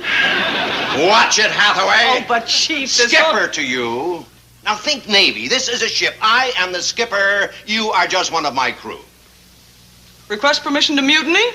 Stow that kind of talk, sailor. Now, in 15 minutes, I'm expecting Lieutenant Templeton. I want everything ship-shape fore and aft. Hatches battened, bulkheads secured, all hands at the ready. Now, here's your bosun's whistle, your navy blouse, your hat. Now, heave to. I may at any moment. Off the bridge! Off the bridge! You know, it's kind of hard for an old dirt farmer like me to understand that notion about farming the sea. But you fired, huh, Pa? Oh, I am for a fact. The way he explains it makes a lot of sense. Of course, the most important thing is that we use the resources of the oceans intelligently, not pollute them as we have our atmosphere. And that takes research. Research takes money. Well, money is something I happen to have a lot of. You recollect how much, Ellie? Well, last time I heard it was somewhere betwixt 95 and 100 million. Yeah. Well, what if I would take about 40, 50 million and chuck it into this research? I can't think of a better cause than oceanography. Well, let's talk some more about this after you see Mr. Drysdale. Okay. What are you seeing him about, Mark? He didn't say, Ellie. Just asked me to drop by the bank at 11 o'clock. Well, see you when you get back. Bye. Bye.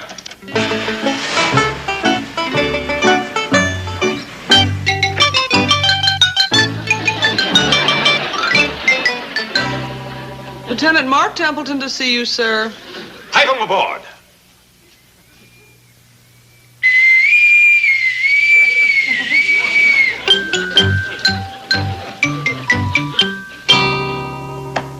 Lieutenant.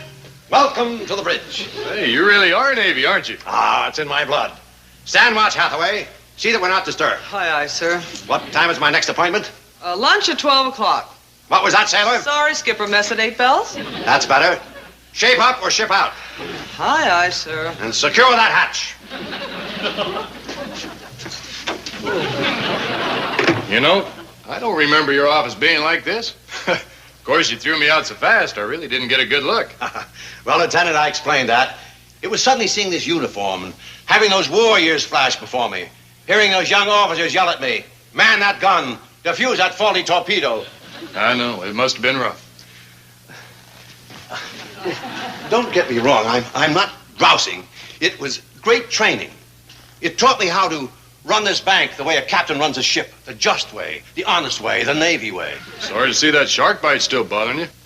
A life of pain is a small price to pay for those qualities the Navy gave to me. Character, integrity, and courage. You're a good man, Spunky Drysdale. Gosh, sir. No one's called me that since I pulled the skipper out of the water at Midway. But I didn't ask you in to hear about my 5 years of self-sacrifice and devotion. I want to know how things are going with you and Ellie Mae. Oh, fine. She's a wonderful girl. And her father's a wonderful man. Wise, too. You know, he keeps his entire fortune in my bank because he knows it has the strength and security of a battleship. And if you should ever come into some money, I'm sure you'll do the same. Speaking of Mr. Clampett's fortune, he talked to me only this morning about the possibility of taking 40 or 50 million. My boy, tell me more. Yes, I think it will interest you because you love the sea, don't you? Love the sea?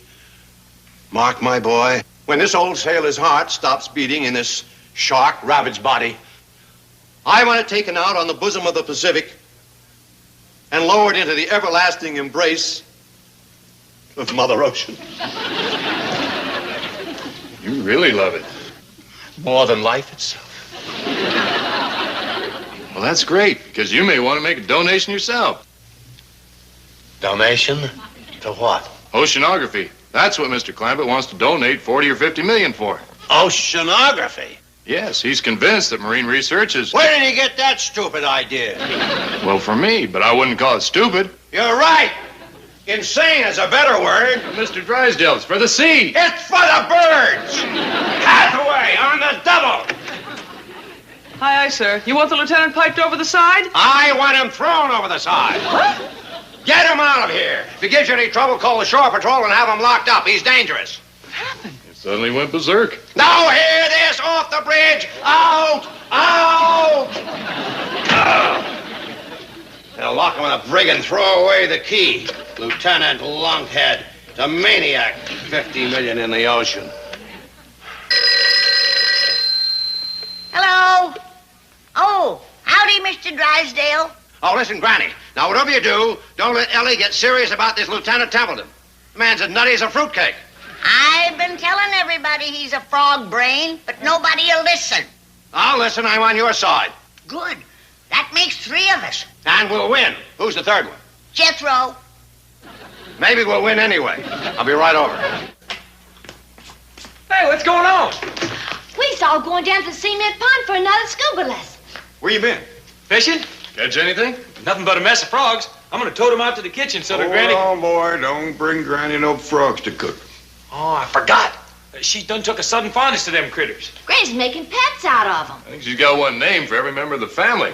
And me, too. I don't know if she does that for love or spite. Jethro, give me the frogs. We'll tote them down to cement pond and turn them loose. Okay. Hey, listen, how about me having another scuba lesson, too? Come along. There's plenty of gear. Jethro, I'm surprised you ain't too hungry to swim. I was, but I stopped off at Mama Nacarelli's and had me 24 pizzas. 24? All alone? Oh, no. Had them with spaghetti and meatballs and macaroni and cheese and spumoni, rigatoni, mustard.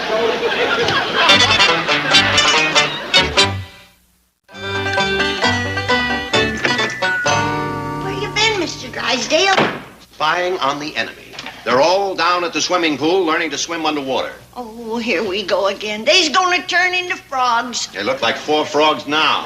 Well, sit down and have some... 4? Yes, Mark, Ellie, Mr. Clampett, and Jethro. Jethro's gone over to their side. Yeah, things are starting to look up. Thank you. let's plan our strategy. We've got to stop Mark Templeton from marrying Ellie Mae. He can't marry nobody the shape he's in now. That's the truth. He wants to pour millions of dollars into the ocean. He hasn't got a brain in his head. Oh, it's there, but it's shrunk up. Ain't any bigger than the end of your thumb. I doubt if it's that big. Well, there's only one person that can help him now. That's Dr. Klingner. The psychiatrist in my building? Yeah, Miss Jane told me. He's a whiz. I hear he's brilliant. He's the only one that can change Mark when he goes froggy. Mark has been to Dr. Klingner? Oh, I had him there a couple of times. Straightened him right out. Well, take him back. Take him back. Might as well take all four of them.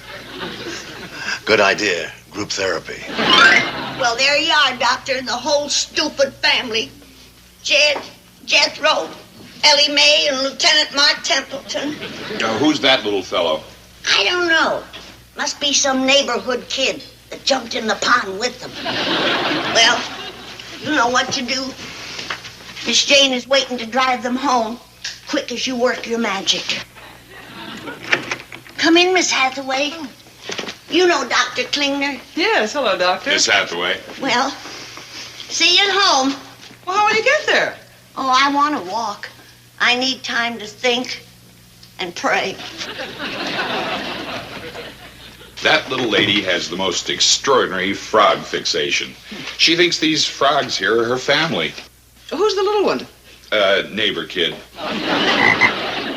The most remarkable manifestation is her absolute conviction that that one is a lieutenant in the United States Navy. He is. Well, just his real-life counterpart, Doctor. He's a naval frogman. Oh. He's teaching the rest of the family to scuba dive, and Granny is convinced that every time they go underwater, they turn into frogs. She's an extreme aquaphobic. Oh, well, now I'm beginning to understand. Well, the first thing we must do is to try and treat her aquaphobia. Well, that won't be easy. Well, fortunately, she seems to have complete confidence in me, and scuba diving is a hobby of mine. Well, that's wonderful. Once she sees you in the water, her fears will vanish. Well, it's worth a try. Oh, can you drive me over? Oh, of course. Oh. Sharon, would you mind rounding up these frogs? Oh, of course, darling. And I'll be back for my 2:00 appointment. George, I don't think she knows that we're married. Oh, you're Mrs. Klingner. Right, I was about to apply for your job. Bye-bye. Dr. Klingner, this is Jed Clampett. Pleased to meet you, Doctor. Mr. Clampett? Ellie Mae? Howdy, Doctor. Ellie, you're much lovelier as a girl than you were as a frog. And this is Jethro. Howdy, Doc. Jethro? And Lieutenant Mark Templeton. Glad to hear you're a scuba enthusiast, Doctor. Well, I haven't had too much practice lately, but I still think I can put on a demonstration for Granny. Isn't that a marvelous idea? Sure is. Brilliant. Well, it's a start. Now, I think it's very important that when Granny gets here, we two be alone. Oh, we'll make ourselves scarce. You'll find plenty of gear over there in the dressing room. Oh, thank you. Come on, everybody. I sure do hope this will help Granny get over being scared of water. If anyone can help Granny, Here comes Granny. Hallelujah, he done it again. Let me look at you. Oh, you're beautiful, perfect, just like you was. Oh, I'm so happy. Miss Jane, thank you for fetching him home. And thank Dr. Klingner for another miracle. Well, you can thank him yourself, Granny. He's here. Dr. Klingner? That's right. Where? He's fixing to go into the cement pond and swim underwater. Oh, no, not him. That's right, Granny. See, Granny, we ain't so crazy. He wants to be a frogman himself. Oh, no, I gotta stop him. Oh. Doctor, if you're in there, get out quick before it's too late. The longer you stay under the water, the more chance you have of turning into a... Oh, no!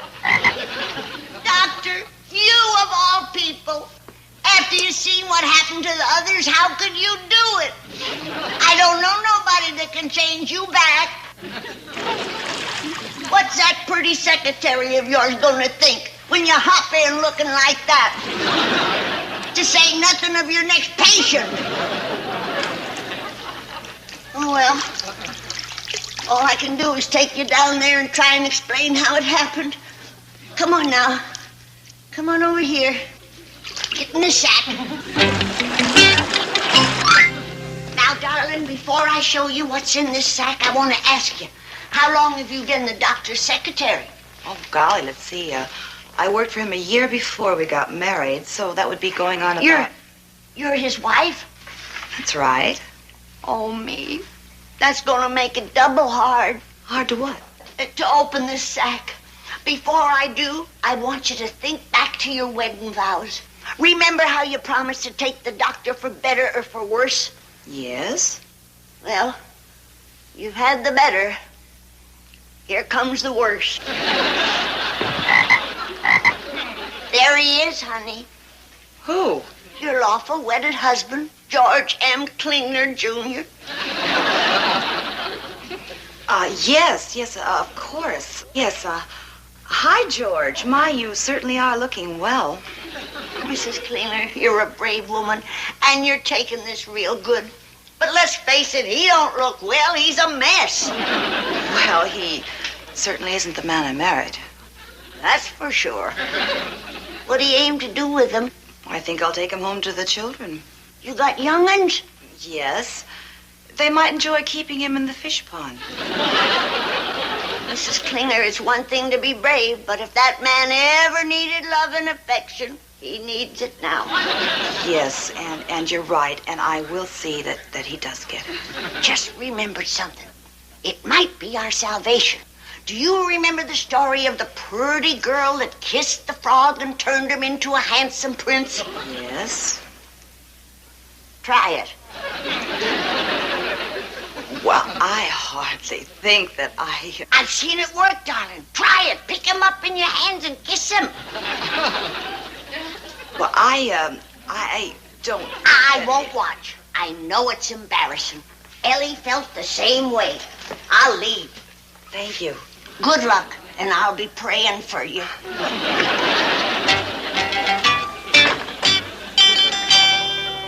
Well, George, you wanted to be a psychiatrist. Hi, hon. Everything all right?